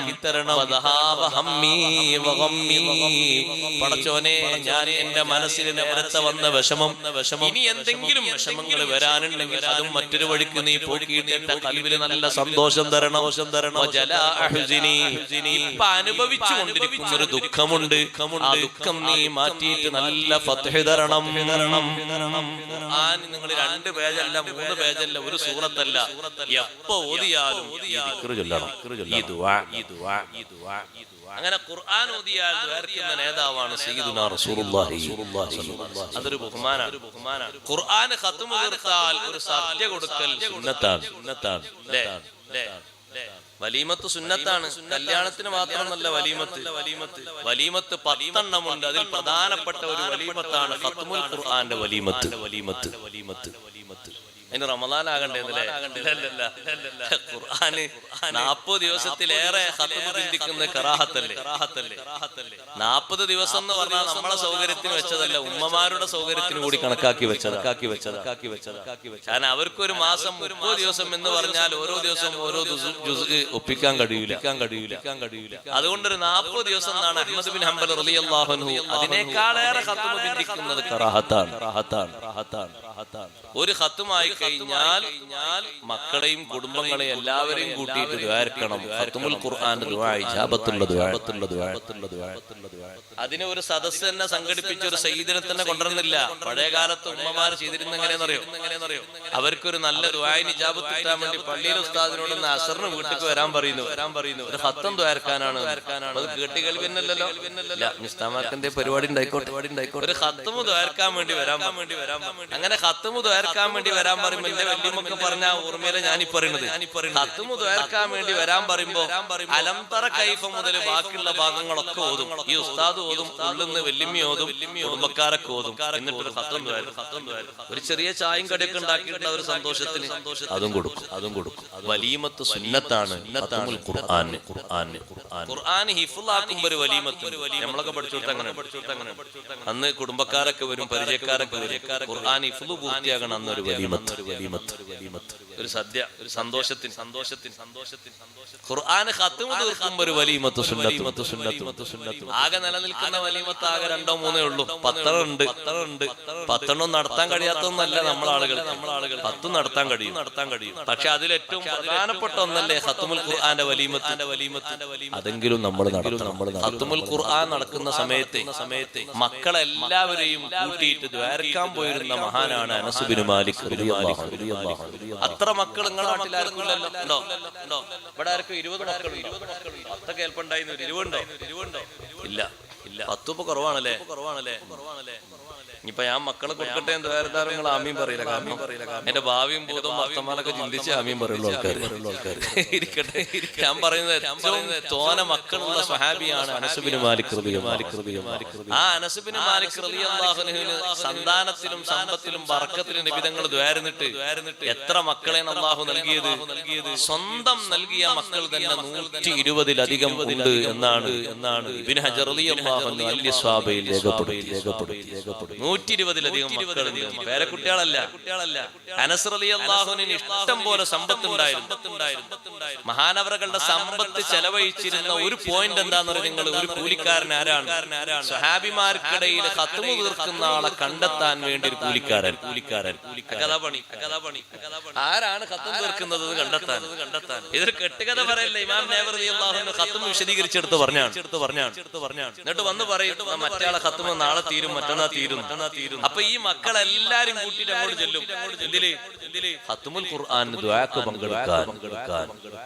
ഖത്മുൽ ഖുർആന്റെ ദുആ ഇജാബത്തുണ്ട് എന്ന് ഉറപ്പാണ് എന്ന് നമ്മൾ പഠിപ്പിച്ചതാരാണ്? സയ്യിദുനാ റസൂലുള്ളാഹി. അത് പരിഗണിച്ച് കാണിച്ചു തന്നതാണ് സ്വഹാബിമാർ. മക്കള് നന്നാകണ്ടേ? മക്കള് നന്നാകാന് നല്ല സദസ്സുകളിലേക്കും നല്ല സ്ഥലങ്ങളിലേക്കും ഒക്കെ കൊണ്ടുപോകണം. അത് ബാപ്പാരൊരു ബാധ്യതയാണ്. സുബൈക്ക് നിസ്കരിക്കാൻ പോകുന്ന വാപ്പമാര് പള്ളിയിലേക്ക് വരാൻ പറ്റിയ മക്കളെല്ലാവരെയും പള്ളിയിലേക്ക് കൊണ്ടുപോകണം. തെക്കിലീഫ് എത്തിയവരെ ഏതായാലും കൊണ്ടുപോകണം. അങ്ങനെയാണ്. പുതിയാപ്പിളാരൊക്കെ സൽക്കാരത്തിന് വന്നാൽ കുറച്ചുകൂടി നേരത്തെ വിളിക്കണം. ചിലപ്പോൾ വിളിക്കാറുണ്ടാവും. അല്ല, ഉള്ള പോലെ പറയാം. ബുദ്ധിമുട്ടൊന്നുമില്ല അതിന്. ഓരോ വാതിലും സുബഹിന്റെ വാങ്ക് കൊടുക്കുന്നതിന് മുമ്പ് മുട്ടി വിളിച്ചിരുന്ന മഹാനാണ് ഉമർ ബിൻ ഖത്താബ്. എങ്ങനെ മുട്ടി വിളിച്ചിരുന്നത്? അങ്ങനല്ല വിളിച്ചിരുന്നത്. ഒരു റൂമിന്റെ അടുത്ത് പോയിട്ട് മഹാനവറുകൾ ഓതും, ബിസ്മില്ലാഹിർ റഹ്മാനിർ റഹീം വഅ്മുർ അഹ്ലക ബിസ്സലാത്തി വസ്തബിർ അലൈഹാ ലാ നസ്അലുക റിസ്ഖൻ നഹ്നു നർസുഖുക വൽ ആഖിബതു ലിത്തഖ്വാ. ഒരൊറ്റ വട്ടം ഓതുമ്പോഴേക്ക് ആ റൂമിലുള്ളവർ എഴുന്നേറ്റു. അടുത്ത റൂമിന്റെ അടുത്ത് പോയി അവിടെ ഓതുന്നു. അടുത്ത റൂമിന്റെ അടുത്ത് പോയി അവിടെ ഓതുന്നു. എല്ലാ റൂമിലും ആളുകൾ എഴുന്നേറ്റാൽ മഹാനവറുകൾ പള്ളിയിലേക്ക് പോകുന്നു. പള്ളിയിൽ എത്തി ഒരു അല്പസമയം കഴിയുമ്പോഴേക്ക് സുബഹിന്റെ വാങ്ക് വിളിച്ചുപോയി. സുബഹി നിസ്കാരം നിസ്കരിക്കാൻ വേണ്ടി നിൽക്കുമ്പോ വലത്തോട്ടും ഇടത്തോട്ടും ഒന്ന് തിരിഞ്ഞു നോക്കും. അബ്ദുല്ലാഹി ഇബ്നു ഉമർ തങ്ങളുണ്ടോ? ഉബൈദുല്ലാഹി ഇബ്നു ഉമർ ഉണ്ടോ? മക്കളെയാണ് എണ്ണം നോക്കുന്നത്. ഏതെങ്കിലും ഒരാൾ കുറവ് കണ്ടാൽ നിസ്കാരം കഴിഞ്ഞാൽ ഉടനെ അന്വേഷിക്കും, മറ്റേയാൾ എവിടെ പോയി. എല്ലാ മക്കളെയും പരതും നിസ്കാരത്തിന് വേണ്ടി നിൽക്കുന്ന നേരത്ത് നിങ്ങൾ നോക്കുക, അവരുടെ ശ്രദ്ധ എത്രമാത്രം വലുതാണ്. അനസ് ബിൻ മാലിക് റളിയല്ലാഹു അൻഹു മക്കളെ കൊണ്ടുപോയിരുന്നത് പരിശുദ്ധ ഖുർആനിനോട് അവർ കാണിച്ചിരുന്ന ഒരു ആഭിമുഖ്യമാണ്. നാട്ടിൽ എവിടെങ്കിലും നടക്കുകയാണെങ്കിൽ നമ്മളെന്താ ചോദിക്കാം? നിങ്ങളെ നാട്ടുകാരെന്താ ചോദിക്കുക? ഞാൻ നോക്കട്ടെ. നിങ്ങളെ നാട്ടിൽ ചോദിക്കണ ചോദ്യങ്ങൾക്ക് അറിയാം. എന്താ ചോദിക്കുക? ഖത്മുൽ ഖുർആൻ മജ്ലിസിൽ ഒരു പോസ്റ്റർ കണ്ടു എന്താ ചോദിക്കുക? നിങ്ങൾക്ക് ആർക്കും അറിയില്ല. ചോറുണ്ടോ? അല്ലേ? അതാപ്പ ഖത്മുൽ ഖുർആൻ ദുആ മജ്ലിസിന്റെ ഇതിന്റെ അർത്ഥം ചോറ് കൊടുക്കാനാ. അപ്പൊ ഉസ്താദ് നിങ്ങളല്ലേ പറഞ്ഞു വലീമത്ത് സുന്നത്താണ്, നമുക്ക് ഓരോരുത്തർക്കും ഇല്ല സുന്നത്ത്. അവിടെ നടത്തുന്ന ആൾക്കാർക്ക് മാത്രാണോ? വലിയൊരു സുന്നത്തല്ലേ. ജീവിതത്തിൽ പലപ്പോഴും ചെയ്യാൻ അള്ളാഹു തൗഫീഖ് തരട്ടെ. ഒന്ന് ആമീൻ ഉറക്കെ പറഞ്ഞാണ് അള്ളാഹു തൗഫീഖ് തരട്ടെ.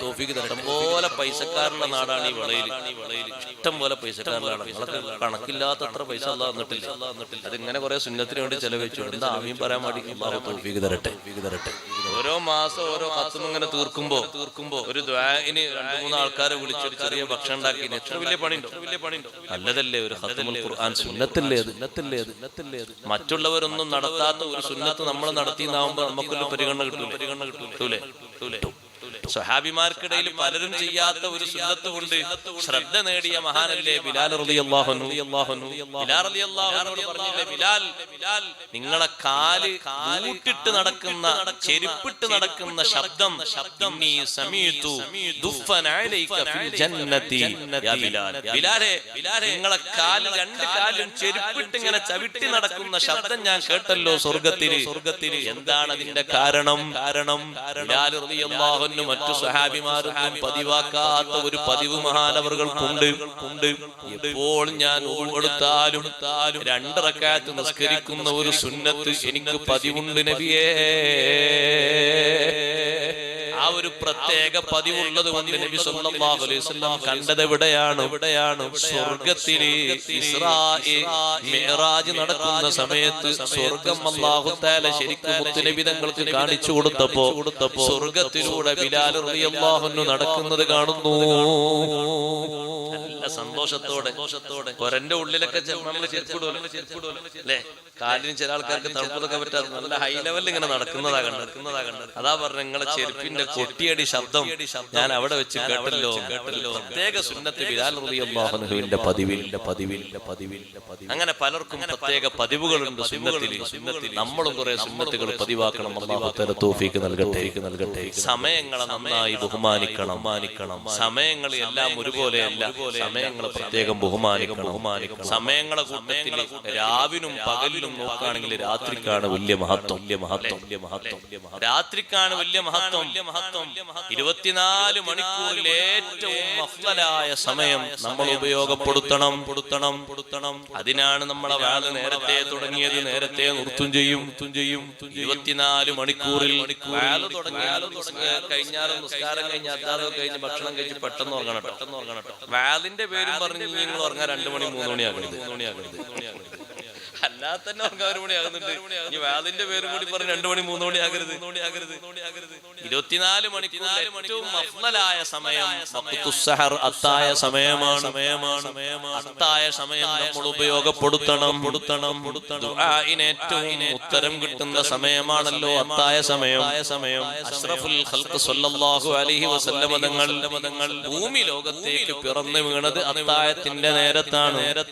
അതുകൊണ്ട് 24 മണിക്കൂറിൽ ആ മണിക്കൂറിന് ഏറ്റവും വലിയ ബഹുമാനം അല്ലാഹു നൽകി. സുബ്ഹിന്റെ മുമ്പുള്ള തൊട്ടടുത്തൊരു മണിക്കൂറിനാണ് ഏറ്റവും വലിയ ബഹുമാനം. ആ സമയത്ത് കുറഞ്ഞ സമയമെങ്കിലും എഴുന്നേറ്റ് 2 റക്അത്തെങ്കിലും നിസ്കരിച്ച് ഒരു 2-3 മിനിറ്റെങ്കിലും ദുആ ചെയ്യുന്ന ഒരു പതിവുണ്ടാകണം. 70 ഇസ്തിഗ്ഫാർ എന്നും സുബ്ഹി വാഗ് കൊടുക്കുന്നതിന്റെ മുമ്പ് ചൊല്ലി പതിവാക്കിയിരുന്ന സഹാബിയാണ് മുത്തബിഉസ് സുന്ന അബ്ദുല്ലാഹി ഇബ്നു ഉമർ റളിയല്ലാഹു അൻഹുമാ. തഹജ്ജുദ് നിസ്കാരം കഴിഞ്ഞ് ദുആ ചെയ്യും.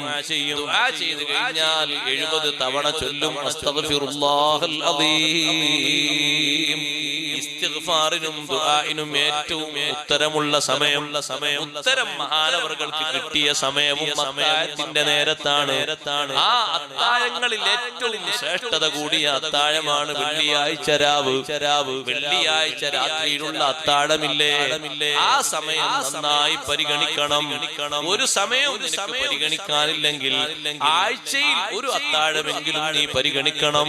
ബഹുമാനപ്പെട്ട നബിയുല്ലാഹി യാഖൂബ് അലൈഹിസ്സലാം അലൈഹിസ്സലാം തന്റെ മക്കളൊക്കെ സ്വാലിഹീങ്ങളാകാൻ ദുആ ചെയ്തത് ആ അത്താഴത്തിന്റെ നേരത്താണ്. ആ മക്കള് ചെറിയ കുരുത്തക്കേടൊന്നല്ല വാപ്പാനോട് കാണിച്ചിരുന്നത്, അതും കുറഞ്ഞ കാലം നല്ല കുരുത്തക്കേട് കാണിച്ചു നടന്നത് നീണ്ട 80 വർഷക്കാലം. ആ മക്കൾ ആ നേരത്തുള്ള ദുആ കൊണ്ട് അല്ലാഹു തആല നന്നാക്കിയിട്ട് ഔലിയാക്കളെ കൂട്ടത്തിൽ അല്ലാഹു പെടുത്തിയിട്ടുണ്ട്. മക്കൾക്കൊക്കെ കുറ്റബോധം വന്നു. നമ്മൾ കുറ്റം ചെയ്തിരുന്ന സ്വന്തം സഹോദരനെയാണ് മിസ്റിലെ കൊട്ടാരത്തിൽ അസീസ് രാജാവ് നല്ല പദവിയിൽ ഇരുത്തിയിട്ട് ബഹുമാനിച്ചിരിക്കുന്നത്. മൂന്നാമത്തെ തവണ റേഷൻ വാങ്ങി തിരിച്ചു വരുമ്പോ മക്കള് പറഞ്ഞു, ഉപ്പാ ഞങ്ങൾക്ക് ഒരുപാട് അബദ്ധങ്ങൾ സംഭവിച്ചു. നിങ്ങളോട് ഞങ്ങൾ വന്ന് നുണ പറഞ്ഞു, യൂസുഫിനെ ചെന്നായ ഭക്ഷിച്ചു എന്ന്. ഏറ്റവും വലിയ അപരാധമാണ് മാതാപിതാക്കളോട് നുണ പറയുക എന്നത്. മാതാപിതാക്കളോട് നുണ പറയുക എന്നുള്ളത് മക്കൾ ചെയ്യുന്ന ഏറ്റവും വലിയ അപരാധമാണ്, ബഹുമാനക്കേടാണ്. ശേഷം തെരഞ്ഞു നോക്കാൻ വേണ്ടി പറയുമ്പോഴും മക്കൾ അങ്ങനെ പറഞ്ഞിട്ടുണ്ട്. പിന്നെയും ആഗ്രഹിച്ചുകൊണ്ട് ഉപ്പ കരയുമ്പോ കരഞ്ഞ് നിങ്ങളെ കണ്ണിന്റെ കാഴ്ച പോകും എന്നല്ലാതെ പരിഹാരം ഉണ്ടാകൂല എന്ന് മക്കൾ പറഞ്ഞിട്ടുണ്ട്. ഇങ്ങനെയൊക്കെ പറഞ്ഞെങ്കിലും ആ മക്കളോടൊപ്പം ജീവിക്കുന്ന യാക്കൂബ് നബി അലൈഹിസ്സലാം മക്കളോട് തെരയാൻ വേണ്ടി പറഞ്ഞു വിട്ട മൂന്നാമത്തെ തവണ യൂസുഫ് നബി അലൈഹിസ്സലാമിനെ കണ്ട് അനുഭവിച്ച് തിരിച്ചു വന്ന സഹോദരങ്ങൾ പറയുന്നു, യാ അബാനാ ഇസ്തഗ്ഫിർ ലനാ ദുനൂബനാ ഇന്നാ കുന്നാ ഖാതിഈൻ. ഞങ്ങളുടെ ഉപ്പ ഒരുപാട് വൈകല്യങ്ങൾ ഞങ്ങളുടെ ജീവിതത്തിൽ സംഭവിച്ചു പോയി. ഞങ്ങൾക്ക് പാപമോചനത്തിന് വേണ്ടി അല്ലാഹുവിനോട് ദുആ ചെയ്യണം. ഉപ്പ പറഞ്ഞു, മക്കളെ സൗഫ അസ്തഗ്ഫിറു ലക്കും റബ്ബി, എന്റെ റബ്ബിനോട് നിങ്ങൾക്ക് വേണ്ടി ഞാൻ പാപമോചന പ്രാർത്ഥന നടത്തും. ഇന്നഹു ഹുവൽ ഗഫൂറുർ റഹീം, അല്ലാഹു കൂടുതൽ പൊറുക്കുന്നവനും കാരുണ്യം ചൊരിയുന്നവനുമാണ്. അതൊരു വെള്ളിയാഴ്ച രാവാണ് ആ എഴുന്നേറ്റത് എന്ന് തഫ്സീറിൽ കാണാം. വെള്ളിയാഴ്ച രാവ് എന്ന് പറഞ്ഞാൽ ഇന്ന് വെള്ളിയാഴ്ചയാണ്. ഇന്നലെ രാത്രി സുബ്ഹിന്റെ മുമ്പ് എഴുന്നേറ്റു 10 മക്കളെയും വിളിച്ചുണർത്തിയിട്ട് അത്താഴത്തിന്റെ നേരത്ത് ഉപ്പ മനന്തൊന്ന് അല്ലാഹുവിനോട് പറഞ്ഞു, അല്ലാഹുവേ എന്റെ മക്കൾ എന്നോട് അപരാധം ചെയ്തു. സ്വന്തം സഹോദരനെ 16ാമത്തെ വയസ്സിൽ എന്നിൽ നിന്ന് അടർത്തിയെടുത്തു കൊണ്ടുപോയി ഒട്ടക്കിണറ്റിൽ അവര് വലിച്ചെറിഞ്ഞു. 25 വർഷം കഴിഞ്ഞപ്പോ എന്റെ മകനെ കണ്ടു എന്ന വാർത്ത അവര് ഒന്ന് പറഞ്ഞിരിക്കുന്നു. അവരെ നീ നന്നാക്കണേ അല്ലാ, പാപങ്ങളൊക്കെ പുറത്തു കൊടുക്കണേ അല്ലാ. ചെയ്തപ്പോ ഈ 10 മക്കളെയും സ്വാലിഹീങ്ങളായ നിലയ്ക്ക് ജീവിക്കുന്ന ജീവിതം അനുഭവിക്കാൻ 25 കൊല്ലത്തെ ആയുസ് കൂടി യാക്കൂബ് നബി അലൈഹിസ്സലാമിന് അല്ലാഹു നീട്ടിക്കൊടുത്തു. പിന്നെ 25 കൊല്ലം താമസിച്ചത് അസീസ് രാജാവിന്റെ കൊട്ടാരത്തിലാണ്. എല്ലാവരും കൂടി താമസിച്ചത് അവിടെയാണ്. ആ ഒരു വെള്ളിയാഴ്ച രാത്രിയിലെ ഉത്തരം കിട്ടിയത് കൊണ്ട് ചരിത്രത്തിൽ കാണാം. പിന്നൊരു വെള്ളിയാഴ്ച രാത്രി അത്താഴത്തിന്റെ നേരത്ത് യാക്കൂബ് നബി അലൈഹിസ്സലാം വഫാത്ത് വരെ ഒരൊറ്റ വെള്ളിയാഴ്ച രാവ് ഒഴിവാക്കിയിട്ടില്ല. അത്താഴത്തിന്റെ നേരത്ത് മഹാനവറുകൾ എഴുന്നേറ്റ് ദ്വാരക്കും. അതുകൊണ്ട് നമ്മളും ദ്വാരക്കണം. നമ്മളെ മുറാദുകൾ ഹാസിലാകാൻ പരിഗണിക്കണം. നമ്മൾ ഇങ്ങനെ സുഖശുദ്ധിയിൽ ഉറങ്ങിയാ പോരാ. വാങ്കും കേട്ടിട്ട് എന്നും ഇങ്ങനെ എഴുന്നേൽക്കുന്ന ആളുകളാകരുത്. പുതപ്പൊന്നും പുതക്കാതെ, വിരിപ്പൊന്നും വിരിക്കാതെ, മെത്തയൊന്നും ലഭിക്കാതെ തനി പലകയിലും മരത്തിന്റെ ചില്ലയുമായി വിശ്രമിക്കുന്ന വലിയ ബഹുമാനമുള്ള ഒരു ജീവിയുണ്ട് നമ്മുടെ പരിസരങ്ങളിലൊക്കെ. സുബ്ഹിന്റെ മുമ്പ് തന്നെ തസ്ബീഹ് ചൊല്ലുന്ന ഒരു ജീവിയുണ്ട്. ഓടി സുബ്ഹിന്റെ മുമ്പ് തന്നെ വിളിച്ചുണർത്തുന്നു, ഇസ്തിഗ്ഫാർ ചൊല്ലിയിട്ട് തസ്ബീഹ് ചൊല്ലിയിട്ട്. അതുകൊണ്ടാണ് മകനോട് ലുഖ്മാനുൽ ഹക്കീം റളിയല്ലാഹു അൻഹു നിർദ്ദേശിച്ചത്, ലാ തകുൻ അജസ മിനദ്ദീക്, കോഴിയെക്കാളും നീ ദുർബലനാകരുത് മോനെ. ഫഇന്നഹു യുസബ്ബിതു ബിൽ അസ്ഹാർ, അത്താഴത്തിന്റെ നേരത്ത് തസ്ബീഹ് ചൊല്ലുന്നു, ഇസ്തിഗ്ഫാർ ചൊല്ലുന്നു. വാനലോകത്തുള്ള ഇസ്തിഗ്ഫാറിന്റെ തസ്ബീഹിന്റെ ശബ്ദം കേട്ടിട്ടാണോ ഭൂമിയിലുള്ള കോഴികൾ കൂവുന്നത് എന്നാണ് ഹദീസിലുള്ളത്. ഒരു കോഴി കൂകുമ്പോ അതാ തൊട്ടപ്പുറത്തുള്ള കോഴിയും കൂകുന്നു. ഒരു 4 മണിക്ക് നിങ്ങൾ എഴുന്നേറ്റ് നോക്കൂ, ഈ പരിസരത്തുള്ള പോറ്റുള്ള കോഴികളാരും പോറ്റല്ലേ ഉണ്ടല്ലേ? അൽഹംദുലില്ലാ. കോഴികളെ പോറ്റണോ? സുന്നത്താണ്. കോഴികളെ പോറ്റുന്നുണ്ടെങ്കിൽ അത് എനിക്ക് വാതിന്റെ നാടൻ കോഴി കിട്ടാൻ വേണ്ടി പറഞ്ഞല്ല, അല്ലെങ്കിലും റെഡിയാക്കി തരും. അതല്ല വിഷയം. കോഴികളെ പോറ്റുന്ന സുന്നത്താണ് സംഗതി. ചില ആൾക്കാർ അതൊക്കെ ബുദ്ധിമുട്ടാണ്. കോഴി അവിടെ ഒന്ന് കാഷ്ടിച്ച് ഇവിടെ ഒന്ന് അവിടെ കൊത്തി അതൊന്നുമില്ല, അതൊക്കെ ഒന്ന് നിയന്ത്രിച്ചാൽ മതി.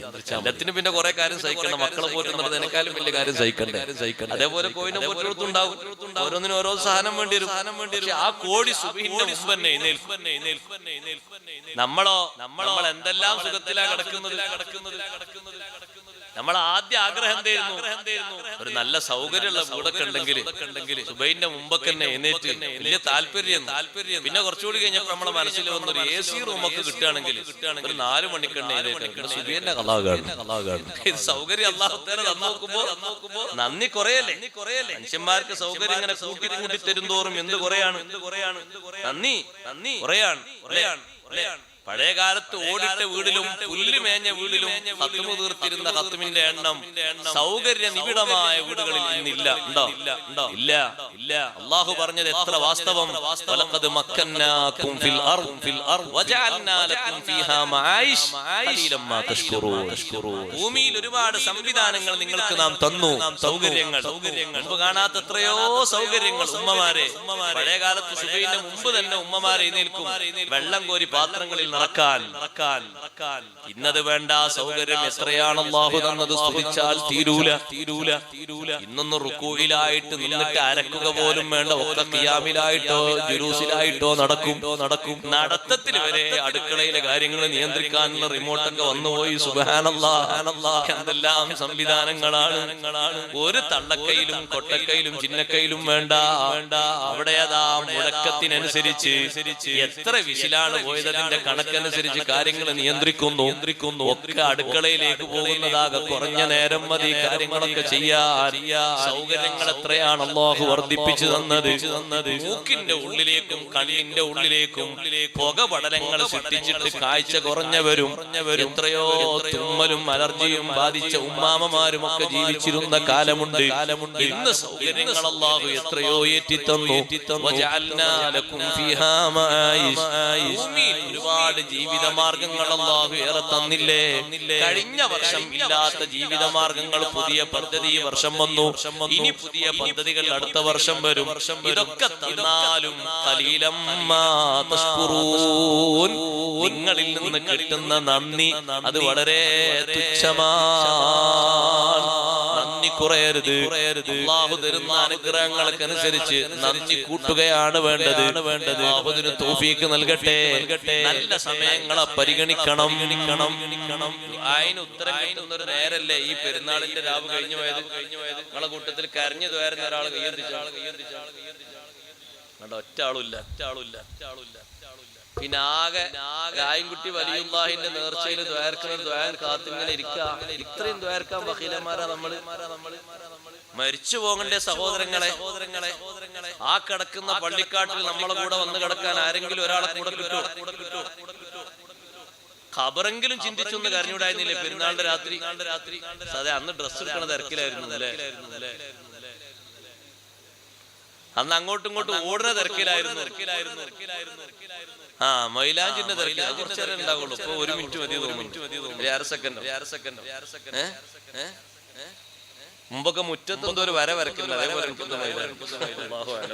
ചിന്നത്ത് കിട്ടുമല്ലെന്ന് ഇരിക്കട്ടെ, അത് വേറെ വിഷയം. ഞാൻ പറഞ്ഞു വന്നത് എത്ര സമയങ്ങൾ നമുക്ക് പോയി. ഈ 4 ദിവസങ്ങൾ ദുആഇന് ഇജാബത്തുള്ള 4 ദിവസം അറഫയും കൂട്ടി നോക്കുമ്പോ എത്ര? 5. ഒരിറ്റ് കണ്ണീര് ഒലിപ്പിച്ചിട്ടില്ലെങ്കിൽ നമ്മൾ പിന്നെ എന്തിനാ നല്ലത്? അല്ലാഹു തആല തൗഫീഖ് നൽകട്ടെ. പടച്ച റബ്ബിലേക്ക് കരഞ്ഞുകൊണ്ട് കരം ഉയർത്തണം. പോയി കടക്കാനുള്ളത് ഖബറാണ്. അവസാനം ആഖിബത്ത് നന്നായി മരിച്ചു. നിങ്ങൾ കണ്ടില്ലേ, ഇന്നൊക്കെ നമ്മൾ പത്രത്തിൽ വായിച്ചില്ലേ, എത്ര സന്തോഷത്തോടെയാണ് ഒരു കുടുംബം സ്വന്തം മകൾക്ക് അലോട്ട്മെന്റിൽ ഈ സ്ഥാനം കിട്ടിയപ്പോ നല്ല ഒരു സീറ്റ് കിട്ടാൻ വേണ്ടി കുടുംബസമേതം യാത്ര പോയത്. എത്ര സന്തോഷത്തിലാണ്. അവസാനം അവർ എത്തിച്ചേർന്നത് മരണത്തിലാണ്. അല്ലാഹു അവർക്ക് മഗ്ഫിറത്ത് കൊടുക്കട്ടെ. നാളെ പിറ്റേന്ന് ഞാനും നിങ്ങളും മരിക്കേണ്ടവരാണ്. ദുനിയാവിൽ ജീവിച്ചു, മരണം ഉജൂബാണ്. മരണല്ലാതെ നമ്മളാരും ഇവിടുന്ന് പോകാൻ കഴിയില്ല. പക്ഷെ ആ മരണത്തിന്റെ നേരത്തെ ആഖിബത്ത് നന്നായി മരിക്കണ്ടേ. അതിന് പടച്ച റബ്ബിനോട് ചോദിക്കെങ്കിലും വേണ്ടേ ആഖിബത്ത് നന്നാകാൻ വേണ്ടി എല്ലാ സൗകര്യങ്ങളും കിട്ടി. 70 അംഗങ്ങളാകുന്ന കുടുംബങ്ങളൊക്കെ വന്ന് കൊട്ടാരത്തിൽ താമസിച്ചിട്ട് അതൊക്കെ കണ്ട് കൺകുളിർമയാർന്ന സമയത്തും കരഞ്ഞുകൊണ്ട് നബിയുല്ലാഹി യൂസുഫ് അലൈഹിസ്സലാം പറഞ്ഞു റബ്ബി ഖദ് ആതൈതനി മിനൽ മുൽക്കി വഅല്ലംതനി മിൻ തഅ്വീലിൽ അഹാദീസ് ഫാത്തിറസ് സമാവാതി വൽ അർളി അൻത വലിയ്യി ഫിദ് ദുനിയാ വൽ ആഖിറ തവഫനി മുസ്ലിമൻ വഅൽഹിഖ്നി ബിസ്സാലിഹീൻ. റബ്ബേ, നീ എനിക്ക് വലിയ അധികാരം ഈ ഭൂമി ലോകത്ത് തന്നു. നമുക്കാർക്കും അങ്ങനത്തെ ഒരു ഭരണം കിട്ടിയിട്ടില്ല സഹോദരങ്ങളെ. വലിയ ഭരണാധികാരം അല്ലാഹു നൽകിയത് 30 കൊല്ലത്തെ ജയിൽവാസത്തിന് ശേഷമല്ലേ? അതിനു മുമ്പ് ഒരു 10-25 കൊല്ലം കൊട്ടാരത്തിൽ തന്നെ നേരത്തെ താമസിച്ചിരുന്നു. 8 വർഷക്കാലം അടിമച്ചന്തയിൽ താമസിച്ചിരുന്നു. ഇതൊക്കെ കഴിഞ്ഞിട്ട് രാജാധികാരം അല്ലാഹു നൽകിയപ്പോ എനിക്ക് നീ ഭരണാധികാരം തന്നില്ല.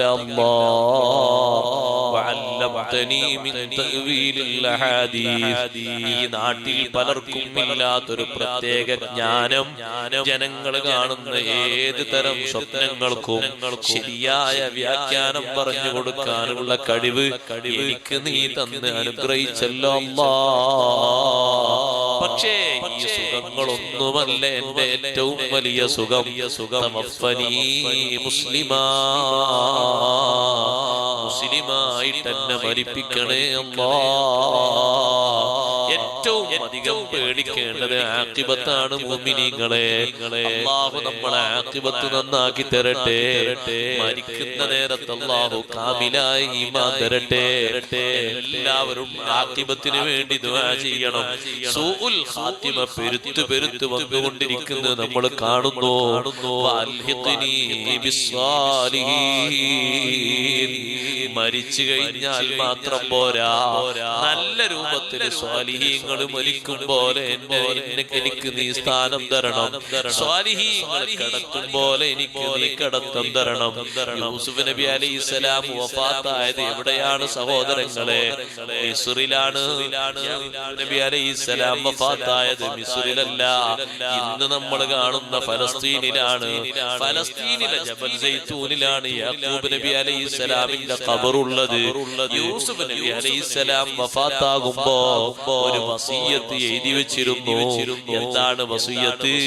പിൽക്കാലത്ത് മിസ്ർ ഭരിക്കുന്ന ഒരു നബി വരും. ആ നബി വരുമ്പോൾ മിസ്ർ വിട്ടു പോകുന്ന സമയത്ത് എന്റെ ശരീരം കൊണ്ടുപോയി എന്റെ ഉപ്പാന്റെ അടുത്ത് അടക്കം ചെയ്യാൻ പറയണേ.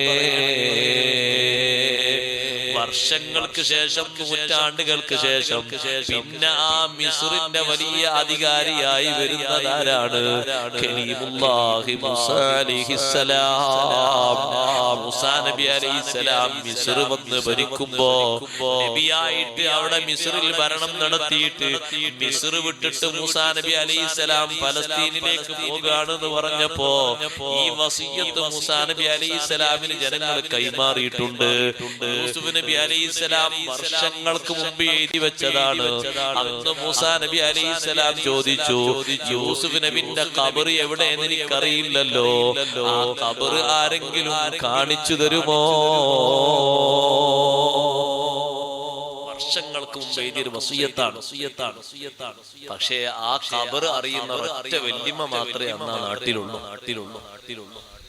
ജനങ്ങൾ പറഞ്ഞു ആ പ്രായമുള്ള ആൾക്കാർ, അറിവുള്ള ആൾക്കാരൊക്കെ മരിച്ചു പോയിട്ടുണ്ട്, ഒരു ഉമ്മാമ മാത്രം.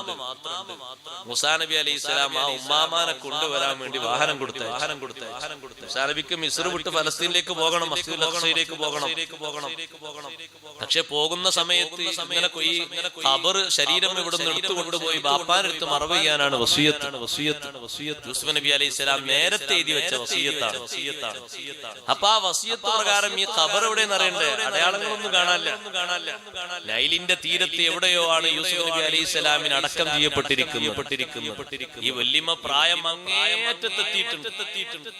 200 വയസ്സിനോളം അടുത്തെത്തിയ വല്യമ്മ വന്ന് യൂസുഫ് നബി അലൈഹി സ്വലാമിന്റെ ഖബർ അറിയുമെന്ന് വെച്ചപ്പോ വല്യമ്മ പറഞ്ഞു അറിയും. ആ ഖബർ പറഞ്ഞു തരാൻ വേണ്ടി തന്നെ ആയിരിക്കും അള്ളാഹു എന്നെ ബാക്കി വെച്ചത് എന്ന് പറഞ്ഞു. നിങ്ങൾ ആരാണ്? ഞാൻ കലീമുല്ലാഹി മൂസ അലൈഹിസ്സലാം. ഖബറൊന്ന് കാണിച്ചു തരോ? കാണിച്ചു തരണമെങ്കിൽ ഒരു ഡിമാൻഡ് ഉണ്ട്. മൂസാ നബിയെ വെറുതെ കാണിച്ചു തരൂല. എന്താണ് ഉമ്മ നിങ്ങളെ ഡിമാൻഡ്, ഷർത്തൊന്ന് പറയൂ, ഞാനൊന്ന് കേൾക്കട്ടെ. നിങ്ങളുടെ ഒപ്പം സ്വർഗത്തിൽ കഴിയാനുള്ള ഒരു ഇരിപ്പിടം എനിക്ക് വേണം. അള്ളാഹുവിൽ നിന്നത് ചോദിച്ചു വാങ്ങിത്തരണേ. സ്വർഗത്തിൽ പ്രവേശിച്ചാൽ പോരെ ഉമ്മ? നിങ്ങൾക്ക് ഖബറിന്റെ സ്ഥലം കാണണോ? ഈ നാട്ടിൽ അത് അറിവുള്ള ഒരൊറ്റ പെണ്ണുമാ ഞാൻ മാത്രമേ ഉള്ളൂ. നിങ്ങളോടൊപ്പം സ്വർഗത്തിൽ ഒരു സീറ്റ് എനിക്ക് വേണം. അള്ളാഹുവിനോട് അത് ചോദിച്ച് നിങ്ങൾ വാങ്ങിത്തരുമോ? മൂസാ നബി അലൈഹിസ്സലാം 2 റക്അത്ത് നിസ്കരിച്ച് പടച്ച റബ്ബിനോട് ചോദിച്ചപ്പോ അല്ലാഹു വഹി അറിയിച്ചു, മൂസാ നബിയെ അങ്ങ് കൊടുത്തേക്കൂ, നിങ്ങളോടൊപ്പം സ്വർഗത്തിൽ ഒരു ഇരിപ്പിടം. മൂസാ നബി അലൈഹിസ്സലാം പറഞ്ഞു അല്ലാഹു അങ്ങനെ അനുവാദം തന്നിട്ടുണ്ട്. നിങ്ങൾ എന്റെ കൂടെ സ്വർഗത്തിൽ വസിക്കാൻ ഭാഗ്യം കിട്ടിയ ഉമ്മയാണ്. മൂസാ നബി അലൈഹിസ്സലാമിനോട് ഉമ്മ പറയുന്നു, പറഞ്ഞാ പോരാ, ഒരു കടലാസിൽ എഴുതി തരണേ.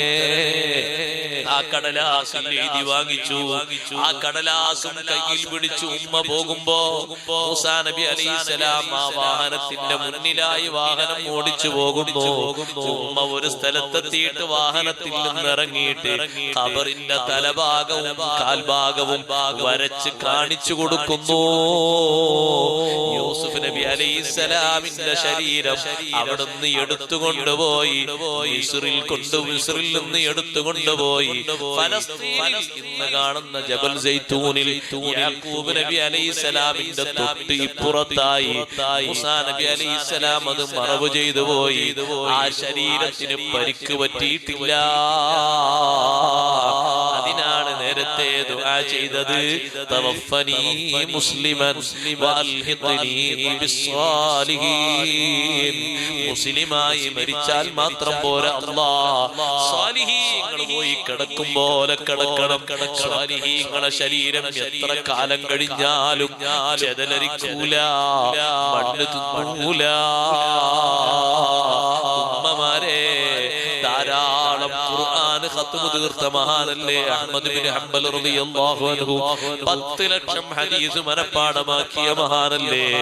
എത്ര വലിയ ബഹുമാനമുള്ള മഹാനാണ്. ബഹുമാനപ്പെട്ട അഹ്മദ് ബിൻ ഹംബൽ റളിയല്ലാഹു അൻഹുവിന്റെ ശിഷ്യനല്ലേ ലോക പ്രശസ്ത പണ്ഡിതനായ ഇമാം ബുഖാരി റളിയല്ലാഹു അൻഹു. ബുഖാരി ഇമാം തങ്ങൾ പറഞ്ഞില്ലേ, ഞാൻ എന്റെ ജീവിതകാലത്ത് എത്ര നിസ്കാരം നിസ്കരിച്ചിട്ടുണ്ടോ, ഓരോ നിസ്കാരത്തിലും എന്റെ ഉസ്താദിന് ദുആ ചെയ്യാത്ത ഒരൊറ്റ നിസ്കാരവും ഞാൻ നിർവഹിച്ചിട്ടേ ഇല്ല. അത്രയും വലിയ സ്ഥാനമുള്ള അഹ്മദ് ബിൻ ഹംബൽ റളിയല്ലാഹു അൻഹു വഫാത്തായിട്ട് 220 കൊല്ലം കഴിഞ്ഞിട്ട് മഹാനവറുകളുടെ ചാരത്ത് തന്റെ ബന്ധുവിനെ അടക്കം ചെയ്യാൻ വേണ്ടി ഒരു ഖബർ കുഴിച്ചപ്പോ അഹ്മദ് ബിൻ ഹംബൽ റളിയല്ലാഹു അൻഹുവിന്റെ ഖബറിൽ നിന്ന് ചുമരിങ്ങോട്ട് ഇടിഞ്ഞു വീണുപോയി. തൊഴിലാളികൾ കാണുന്നു, അന്ന് കൊണ്ടുപോയി വെച്ച കഫംപുട അങ്ങനെ തന്നെയുണ്ട്. അതേ അത്തറിന്റെ മണമുണ്ട്, പരുത്തി അങ്ങനെയുണ്ട്. ശരീരത്തിനൊരു പരിക്കും പറ്റിയിട്ടില്ല. സുബ്ഹാനല്ലാഹ്, എന്തൊരു ബഹുമാനമാണ് അവർക്ക് അല്ലാഹു നൽകിയത്. ഖബറിലേക്കല്ലേ പോകാനുള്ളത്. നമ്മളെ ശരീരത്തിന് വല്ല പവറും ഉണ്ടോ? ചിതലും പുഴുക്കളും താവളം പെരുത്തുണ്ടതിൽ സന്തോഷമാണ് അവർക്ക് നീ ചെല്ലുന്നതിൽ മെത്തക്കു പകരം മാണമാം സുബ്ഹാന റബ്ബി അതിൽ കിടക്കേണ്ടതാണ് സുബ്ഹാന. ഒരുപാട് കാലം കഴിയേണ്ട ഖബറിന് വേണ്ടി എന്തെങ്കിലും നമ്മൾ ഒരുക്കി വെച്ചിട്ടുണ്ടോ? സുഹൃത്തുക്കളായ സുഹൃത്തുക്കളൊക്കെ പരിചയമുണ്ട്. ഏതെല്ലാം സുഹൃത്തുക്കൾ കഴിയുന്നുണ്ടോ? ഒറ്റൊന്നും വിടാതെ സൂക്ഷ്മതയോടെ ജീവിതത്തിൽ കൊണ്ടു നടക്കാൻ കഴിവിന്റെ പരമാവധി നമ്മൾ ശ്രമം നടത്തണം. ദീനിന് വേണ്ടി ഖിദ്മത്തെടുക്കുന്ന തിരക്ക് പിടിച്ച ഉലമാക്കൾ ഇന്നുമുണ്ട്. ഞാനൊന്ന് പറയട്ടെ, നമ്മുടെക്കാൾ അവർക്ക് തിരക്കുണ്ട്. സയ്യിദന്മാരുണ്ട്. ഒരു മാസമാകുമ്പോഴേക്ക് 5 ഖത്മ് തീർക്കുന്നവരുണ്ട്. പറയട്ടെ ചെറുപ്പക്കാരാ, ചെറുപ്പക്കാരി, 2 മണിക്കൂർ മെസ്സേജ് വായിച്ചിട്ട് നിനക്ക് മടുപ്പില്ലല്ലോ? 1.5 മണിക്കൂർ സമയം ചാറ്റിംഗ് നടത്തിയിട്ട് നിനക്ക് മതിയായിട്ടില്ലല്ലോ? അല്ലാഹുവിന്റെ വിശുദ്ധമായ കലാമായ ഖുർആൻ 5 മിനിറ്റ് തുറന്നോതുമ്പോഴേക്ക് നിനക്ക് മടുപ്പ് വന്നു പോയി. നിന്റെ മനസ്സും ഖുർആനും തമ്മിൽ ബന്ധമേ ഇല്ല. ബന്ധം നന്നായി ഉണ്ടോ? എത്ര ഓതിയാലും മതി വരാത്ത ഒരു കിതാബ് ലോകത്തുണ്ടെങ്കിൽ അത് അല്ലാഹുവിന്റെ കിതാബ് തന്നെ. എത്ര കേട്ടാലും ശ്രുതിമധുരം തീരാത്ത ഒരു ശബ്ദമുണ്ടെങ്കിൽ അത് വിശുദ്ധ ഖുർആനിന്റെ ശബ്ദമാധുര്യം തന്നെ. അതിനോട് ഒക്കുന്ന സാമ്യമായ ഒരു ശബ്ദമാധുര്യം ലോകത്ത് അല്ലാഹു സംവിധാനിച്ചിട്ടേ ഇല്ല. ഇമാമുകളൊക്കെ ഏറ്റവും വലിയ മുതൽക്കൂട്ടായി കണക്കാക്കിയത് പരിശുദ്ധ ഖുർആനാണ്. ഇമാമിങ്ങളിൽ ഒന്നാമത്തെ ഇമാമ്, സ്വഹാബിമാരെ കണ്ട് ജീവിച്ച ഇമാമ് ആരാണ്? ശാഫി ഇമാമ് തങ്ങൾ സ്വഹാബിമാരെ കണ്ടിട്ടില്ല. അഹ്മദ് ബിൻ ഹംബൽ തങ്ങൾ സ്വഹാബിമാരെ കണ്ടിട്ടില്ല. ഹിജ്റ 80 ജനിച്ച അബൂ ഹനീഫത്തുൽ കൂഫി റളിയല്ലാഹു അൻഹു 1-ാം നൂറ്റാണ്ടിൽ ജനിച്ച മഹാനാണ്. സ്വഹാബിമാരെ കണ്ട് ദീന് പകർത്തിയിട്ട് പഠിപ്പിച്ചു തന്ന മഹാനാണ്. ആ മഹാനുഭാവൻ വഫാത്താകുന്നത് സുജൂദിലാണ്. വഫാത്ത് നടക്കുന്നത് ജയിലിലാണ്. എന്തിനാണ് ജയിലിലെത്തിയതെന്നറിയോ? എന്തെങ്കിലും കുറ്റം ചെയ്തതിന്റെ പേരിലല്ല, കുറ്റം ആരോപിക്കപ്പെട്ടതിന്റെ പേരിലല്ല. ഭരണം ഏറ്റെടുക്കാൻ വിസമ്മതിച്ചപ്പോ ഭരണാധികാരികൾ ജയിലിലടച്ചതാ. ഇന്നൊരു ഭരണം കിട്ടുമ്പോഴേക്ക് ആടും പെണ്ണും എന്തൊരു തിരക്കാണ്. പത്രിക നൽകാൻ എന്തൊരു ഉഷാറാണ്. ചെറിയൊരു വാർഡിന്റെ ഭരണമാണെങ്കിലും ഉത്തരം പറയേണ്ടത് വാർഡിന്റെ മെമ്പർമാരെ പേരറിയില്ലേ? അവരുടെ പരാധീനത അറിയില്ലേ? അവകാശങ്ങൾ അറിയില്ലേ? എന്തെല്ലാം സാധിപ്പിച്ചു കൊടുത്തു, ഏതെല്ലാം വകുപ്പിൽ നിനക്ക് കിട്ടി, ഏതെല്ലാം നീ കൈമാറി. ചോദ്യങ്ങൾ തീർന്നിട്ടല്ലേ പാലം കടക്കാൻ കഴിയോ? ഭരണം എനിക്ക് വേണ്ട. എന്റെ ശരീരം ഇഞ്ചിഞ്ചായി നിങ്ങൾ മുറിച്ചാലും ഭരണം ഞാൻ ഏറ്റെടുക്കൂല. ചാട്ടവാറ് കൊണ്ട് ധാരാളം അടികിട്ടി 7 കൊല്ലം ജയിലിൽ വസിച്ചപ്പോഴും അബൂ ഹനീഫ റളിയല്ലാഹു അൻഹു ഏറ്റവും കൂടുതൽ സ്വത്തായി കയ്യിൽ പിടിച്ചത് പരിശുദ്ധ ഖുർആനാണ്. മരണമാകുന്ന സമയം മഹാനവറുകൾക്ക് ഒരു തിരിച്ചറിവ് കിട്ടിയപ്പോ ഒന്ന് കുളിച്ചിട്ട് വസ്ത്രം മാറ്റിയിട്ട് സുബ്ഹാനല്ലാഹ് നല്ല വസ്ത്രം ധരിച്ചിട്ട് നിസ്കാരത്തിലേക്ക് നിന്നു. സുജൂദിൽ നെറ്റി വെച്ചിട്ട് തല ഉയർത്താത്തത് കണ്ടപ്പോ ജയിൽ വാർഡന്മാരൊന്ന് പൊക്കി നോക്കുമ്പോഴേക്ക് മരണം നടന്നുപോയി. അല്ലാഹുവുമായി അടിമ സംബന്ധിക്കുന്നതിൽ ഏറ്റവും നല്ല അവസ്ഥയിലായിട്ട് അല്ലാഹുവിലേക്ക് നെറ്റി വെച്ചുകൊണ്ട് പരലോകത്തേക്ക് യാത്ര ചെയ്തു പോയി. ആ അബൂ ഹനീഫ റളിയല്ലാഹു അൻഹു സുജൂദിലായി നെറ്റി വെച്ച സ്ഥലത്ത് ഖത്മ് തീർത്ത ഖുർആനിന്റെ എണ്ണം ജയിലിൽ വെച്ച് തന്നെ 7000 ആകെ കുറഞ്ഞ കൊല്ലമല്ലേ ജീവിച്ചത്. ഹിജ്റ 80-ൽ ജനിച്ച് 150-ൽ വഫാത്തായി. 70 കൊല്ലം ജീവിച്ച മഹാന് 40 കൊല്ലം ഇശാഇനെടുത്ത അതേ വുദൂ കൊണ്ടാണ് സുബ്ഹി നിസ്കരിച്ചത് കേട്ടോ. വഫാത്തായതിന്റെ പിറ്റേന്ന് അയൽവക്കത്തുള്ള ഒരു കുട്ടി ചോദിച്ചു ഉമ്മാനോട്, ഉമ്മാ ആ അയൽവക്കത്തെ വീടിന്റെ നേരെ മേൽഭാഗത്ത് ഒരു തൂണ് കാണാറുണ്ടല്ലോ, ഒരു വെളുത്ത തൂണ്. എന്താണത് കാണാത്തത്? രാത്രിയിൽ പലപ്പോഴും ഞാനത് കണ്ടിട്ടുണ്ടല്ലോ. മോനെ, അത് തൂണല്ല. അബൂ ഹനീഫ റളിയല്ലാഹു അൻഹു എന്ന മഹാൻ സുബ്ഹി നിസ്കാരം നിസ്കരിച്ചിരുന്നത് ഇശാഇന്റെ അതേ വുദൂ കൊണ്ടാണ്. നിസ്കാരമാണ് 40 കൊല്ലം നടത്തിയത്. രാത്രി മുഴുവനും നിസ്കരിക്കാനുള്ള കാരണം, ഒരു വഴിയിലൂടെ പോകുമ്പോ ഒരാള് മറ്റൊരാളോട് പറയുന്നു, പോകുന്ന ആള് രാത്രി മുഴുവനും ഹയാത്താക്കുന്ന ആളാണ്. പടച്ചോനെ, എന്നെ പറ്റി ആരാണ് അങ്ങനെ പറയുന്നത്? ഞാൻ അങ്ങനത്തെ ആളല്ലല്ലോ എന്നത് കാരണം മനസ്സിൽ വല്ലാത്ത ഖൗഫ് വന്നുപോയി. പിന്നെ അങ്ങനെ ഒരു ശ്രമം ജീവിതത്തിൽ അങ്ങ് നടത്തിപ്പോയി. അത് വഫാത്ത് വരെ തുടർന്നു പോയി. മോനെ, അതൊരു തൂണല്ല. അത് അബൂ ഹനീഫ റളിയല്ലാഹു അൻഹു നിന്ന് നിസ്കരിച്ചിരുന്നതിന്റെ അടയാളം നമ്മളെ വീട്ടിലേക്ക് കണ്ടതാണ്. ജയിലിൽ കിടന്ന് നെറ്റിവെച്ച സ്ഥലത്ത് 7000 ഖത്മ് തീർത്തെങ്കിൽ എത്രമാത്രം വലിയ ഭാഗ്യം സിദ്ധിച്ച മഹാനാണ്. ഒന്ന് കൂട്ടി നോക്കൂ, ഒരു വർഷത്തിന്റെ ഇടയ്ക്ക് എത്ര സമയം അല്ലാഹു തന്നിട്ടുണ്ട്. നമ്മൾ തീർക്കുന്ന ഖത്മിന്റെ എണ്ണം എത്രയാണ്? ശാഫിഈ ഇമാം റളിയല്ലാഹു അൻഹു ജീവിച്ചത് 54 വർഷമല്ലേ? കുറഞ്ഞ വർഷം നമ്മൾ ഒഴിവാക്കുക, ബാക്കിയുള്ള വർഷങ്ങൾ മൊത്തം കൂട്ടി നോക്കൂ. ഒരു വർഷത്തെ ഖത്മിന്റെ എണ്ണം തന്നെ 395 എണ്ണമാണ്. കണക്കിന് വേണ്ടി ഓതുന്നത് വേറെയാണ്. സുബ്ഹാനല്ലാഹ്. അതങ്ങനെ നമ്മളൊന്ന് കൂട്ടി നോക്കുമ്പോ ഒരു 10-45 വർഷം കൊണ്ടൊന്ന് ഗുണിച്ചു നോക്കുമ്പോ 20,000-ത്തിലധികം വരുന്ന ഖത്മ് ശാഫിഈ ഇമാം തങ്ങളെ അക്കൗണ്ടിലുണ്ട്. ഇമാമിങ്ങളായ ഇമാമിങ്ങൾ മുഴുവനും ആരുമായി നല്ല ബന്ധം പുലർത്തിയിട്ട് അവരെ ബർസഖിയായ ലോകത്തേക്ക് സമ്പാദ്യം വർദ്ധിച്ചപ്പോ റമളാനിൽ മാത്രം ചുരുങ്ങിപ്പോയി. ഒരു പണിയില്ലാത്ത ഒരാളോട് കഴിഞ്ഞ റമളാനിൽ എത്ര ഖത്മായി എന്ന് ചോദിക്കുമ്പോ, ഉസ്താദേ നാളെ ഒരു റമളാൻ, നാളെ ഒരു നോമ്പും കൂടി കിട്ടുകയാണെങ്കിൽ ഖത്മ് തീരുന്നു. ഒരു പണിയില്ല, ഒരു ശുഗലുമില്ല.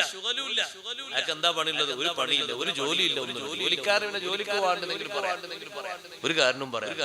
ഉറങ്ങുക, എണീക്കുക, തിന്നുക, വീണ്ടും ഉറങ്ങുക, എണീക്കുക, നിസ്കരിക്കുന്ന ബാധ്യത തന്നെ. തറാവീഹ് നിസ്കരിക്കുക എല്ലാവരും നിസ്കരിക്കുന്നില്ല, സുന്നത്ത് നിസ്കരിക്കുക എല്ലാവരും സുന്നത്ത്. ഖുർആൻ ഓതാൻ ഇത്രയധികം തോന്നെ ടൈം കിട്ടിയിട്ട് അതുകൊണ്ട് സമയത്തിന്റെ ബഹുമാനം നമ്മൾ കണക്കിലെടുക്കണം. ആയുസ് വളരെ കുറഞ്ഞതാണ്. ഉള്ള ആയുസ് നമ്മൾ ലാഭമാക്കി തൗഫീഖ് നൽകട്ടെ. ആവശ്യമില്ലാത്ത കാര്യങ്ങളൊക്കെ ഒഴിവാക്കുക. അതാണ് ഏറ്റവും കൂടുതൽ ശ്രദ്ധിക്കേണ്ടത്. സമയം ലാഭിക്കണമെങ്കിൽ ഏറ്റവും നല്ലതാണ്. മിൻ ഹുസ്നി ഇസ്ലാമിൽ മർഇ തർക്കുഹു മാ ലാ യഅനി. ആവശ്യമില്ലാത്തത് ഒഴിവാക്കലാണ് ഇസ്ലാമിന്റെ ഏറ്റവും നല്ല സൗന്ദര്യം. വാട്സപ്പ് ഉപയോഗിക്കാൻ ആവശ്യമില്ലാത്ത ആൾക്കാർ ഉപയോഗിക്കണ്ട. പുതിയ വേളാണല്ലേ? എന്തിനാ വെറുതെ മാന്തി ചൊറിഞ്ഞിരിക്കണേ?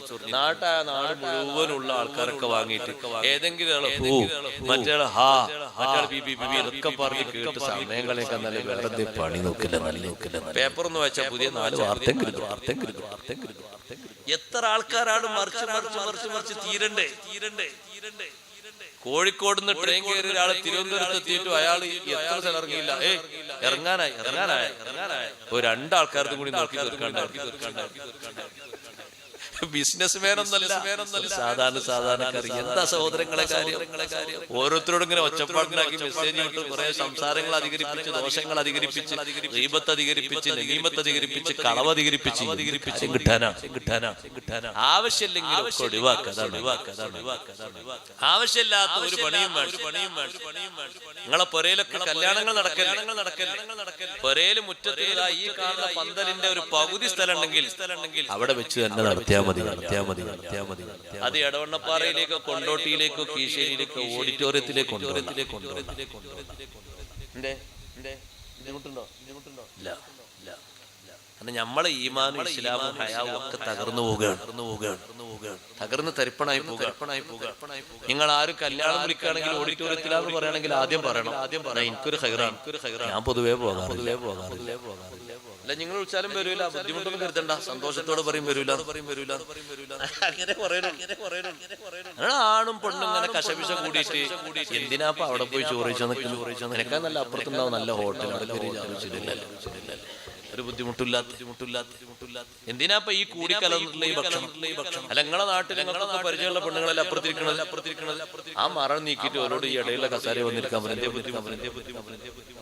ഞാൻ കാണുന്നില്ല പ്രശ്നം, ഞാൻ കണ്ണ് ഇമ്പിട്ടാണ് വേദറിനോളാം. എന്താ ഇപ്പൊ നടക്കുന്ന അവസ്ഥ ഒന്ന് ആലോചിച്ച് നിങ്ങൾ. ഒരാവശ്യമില്ലാത്ത ആള് എന്തെല്ലാം പരിപാടിയാണ് വളരെ ലളിതമായി നടത്തേണ്ട ഒരു ചടങ്ങ് എത്രയാ വികസിപ്പിക്കണം. ലളിതമായി നടത്തേണ്ട വലിയ പണക്കാരനായ സ്വഹാബിയാണ് അബ്ദുറഹ്മാൻ ബിൻ ഔഫ് റളിയല്ലാഹു അൻഹു. മഹാനവർകൾ കല്യാണം കഴിഞ്ഞ് തന്നെ 2 ആഴ്ച കഴിഞ്ഞിട്ടാണ് നബി സല്ലല്ലാഹു അലൈഹി വസല്ലം അറിയുന്നത്. നമ്മളെ നാട്ടിലാണ് സബൽ മുബിഖാത്തിൽ കല്യാണം കഴിഞ്ഞിട്ട് കളർ ഇങ്ങനെ കണ്ടപ്പോ ഒരു മഞ്ഞ കണ്ടപ്പോ പഴയ കാലത്ത് അത്തറിനൊക്കെ അങ്ങനെ ഉണ്ടാകും. ഓർമ്മല്ല പഴയ കാലത്ത് ജന്നാത്തുൽ ഫിർദൗസൊക്കെ തേച്ചാല് 2 ആഴ്ച ഉണ്ടാവും ഫിർദൗസ്. അങ്ങനെയാണ് മുമ്പത്തെ അത്തർ. ഇപ്പൊ അങ്ങനെയല്ല, ഒക്കെ ഒരു മാറ്റം. ഇപ്പൊ ഒക്കെ ചെറിയ ഇങ്ങനെ നല്ല മണം. അപ്പൊ ഈ വസ്ത്രത്തിൽ ഒരു മഞ്ഞ അങ്ങനെ കണ്ടപ്പോ എന്താ ഒരു മഞ്ഞളിപ്പ് വസ്ത്രത്തില്, ഇതൊരു പുതിയ വർത്തമാനം വല്ലതുണ്ടോന്ന് ചോദിച്ചപ്പോ അബ്ദുറഹ്മാൻ ബിൻ ഔഫ് റളിയല്ലാഹു അൻഹു ഒന്നിങ്ങനെ നാണിച്ചു. നബി സല്ലല്ലാഹു അലൈഹി വസല്ലം ചോദിച്ചു, തസവ്വജ്ത, കല്യാണം കഴിച്ചോ? കല്യാണം കഴിച്ചു. ബിക്റൻ സയ്യിബൻ, ബിക്റിനെയാണോ കല്യാണം കഴിച്ചത്, സയ്യിബിനെയാണോ? കന്യക സ്ത്രീയെയാണോ അല്ല ഒരു വിധവയായ പെണ്ണിനെയാണോ കല്യാണം കഴിച്ചത്? മഹാനവർകൾ പറഞ്ഞു സയ്യിബൻ, ഒരു വിധവയായ പെണ്ണിനെയാണ് കല്യാണം കഴിച്ചത്. കുടുംബത്തിൽ അല്ലാഹു ബർക്കത്ത് ചെയ്യട്ടെ. തങ്ങൾ ചോദിച്ചു, വല്ല സദ്യയും കൊടുത്തോന്ന്. വലിയ പൈസക്കാരനായ സഹാബിയാണ്. മദീനത്തെത്തുമ്പോ ഒരു ദിർഹം പോലും കയ്യിലില്ല. പിന്നെ കച്ചവടം ചെയ്തിട്ട് അല്ലാഹു തആല അങ്ങനെ സാമ്പത്തിക വർധനവ് കൊടുത്തു. നബി സല്ലല്ലാഹു അലൈഹി വസല്ലം വഫാത്താകുന്നതിന് മുമ്പ് തന്നെ മഹാനവറുകളുടെ ഗോഡൌണിലേക്ക് ഒട്ടകങ്ങളിൽ ചരക്ക് വന്നിരുന്നത് കാണാൻ വേണ്ടി ആൾക്കാർ നിൽക്കായിരുന്നു. നമുക്ക് കേരള യാത്ര പോകുമ്പോൾ നിൽക്കല്ലേ, അതേ മോഡൽ എന്ന് പറഞ്ഞാൽ ഒരു 500-600 വാഹനങ്ങളുണ്ടോ? അങ്ങനെ കാണാൻ നോക്കൂല. വാഹനങ്ങളിൽ ചരക്ക് വരുന്ന കാണാൻ നിൽക്കുമായിരുന്നു. അത്രയും അധികം സമ്പത്ത് കൊണ്ട് സമ്പന്നനായ സ്വഹാബിയ. ആ സ്വഹാബിയോട് തങ്ങൾ എങ്ങനെയാണ് സദ്യ കൊടുക്കാൻ പറയുന്നത്? ഔലിം മലൗബി ഷാത്തിൻ, ഒരാടിനെ അറുത്തിട്ടെങ്കിലും ഒരു സദ്യ ഉണ്ടായിക്കോട്ടെ. ഒട്ടകന്ന് അറബി വാക്ക് പറയാൻ കിട്ടായിട്ട, പോത്ത് എന്ന് ബക്കറ് എന്ന് ജാമൂസ് എന്നുള്ള അറബിയെ കിട്ടായിട്ട, ഒരാടിനർത്ഥ മൂറാക്ക് തകയോ അത്ര കൊടുത്താ പോരെ. എന്തിനാത് നമ്മളെ ആൾക്കാരെ സ്വഭാവം അവസ്ഥ. ബാക്കിയുള്ള പൈസക്ക് എത്ര പാവങ്ങളുണ്ട്, വീടില്ലാത്തവര്, എത്ര സാധുക്കളുണ്ട് രോഗികളായി കഴിയുന്ന. നമ്മളെ കുടുംബത്തിൽ തന്നെ എത്ര അശരണരായ ആൾക്കാരുണ്ട്. അവർക്കൊക്കെ കൊടുത്തവർ ജീവിതം മെച്ചപ്പെടുത്താൻ, നമ്മളെ ആഹാരം റെഡിയാകാൻ, നമ്മളെ ഖബർ സന്തോഷത്തിലാകാൻ എത്ര ആവശ്യക്കാരുണ്ട്, സാധുക്കളുണ്ട്. ദീനിന് വേണ്ടി എന്തെല്ലാം കാര്യങ്ങൾ ചെയ്യാനുണ്ട്. എത്ര നാടുകളിലുണ്ട്. നമ്മുടെ കേരളത്തിന്റെ പല ഭാഗങ്ങളിലും, അതുപോലെ തന്നെ തമിഴ്നാടിന്റെ ഭാഗങ്ങളിലും, കർണാടകത്തിന്റെ ഒരു ഏരിയയിൽ പോയിട്ടുണ്ടെങ്കിൽ നമുക്ക് മൊത്തം കൊടുക്കാൻ തോന്നുന്ന ഏരിയയിൽ എവിടെ മൊത്തം കൊടുക്കാൻ തോന്നുന്ന ഏരിയ ഉണ്ട്. അവർക്കോ കൊടുത്തൂടെ.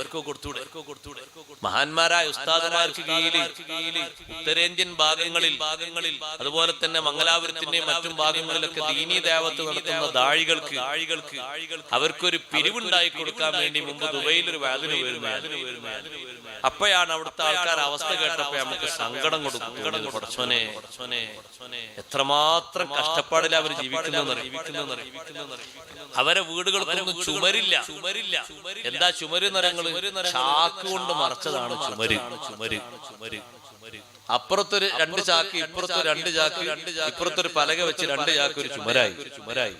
ഇപ്പുറത്തിന് ചാക്കില്ലെങ്കിൽ നമ്മളെ ഈ കടലാസിന്റെ ബോർഡ്, ഈ പെട്ടില്ലേ കടലാസ് പെട്ടി, അത് കഴിച്ചിട്ട് അതിങ്ങനെ മറച്ചു വെച്ച് അതാണ് വേറെ ചുമര്. അങ്ങനെ ജീവിക്കുന്ന എത്ര പാവങ്ങളുണ്ട്. അവർക്കാർക്കെങ്കിലും തുണയാല് ദീനിന്റെ ഹിദമത്തല്ലേ എന്നും ട്രീറ്റ്മെന്റ് നടത്തി കടബാധ്യത വന്നപ്പോൾ ആൾക്കാരുണ്ട് ഒന്ന് കണ്ണീരൊപ്പിക്കൂടെ അതിനൊക്കെയല്ലേ അല്ലാഹു തആല തന്നിരിക്കുന്നത് അതിനൊക്കെ ചെലവഴിക്കാനല്ലേ ഒരു കല്യാണത്തിന് പൊടി പൊടിക്കുന്നത് എത്രയാണ് ആവശ്യമില്ലാത്തതൊക്കെ ഒഴിവാക്കണം.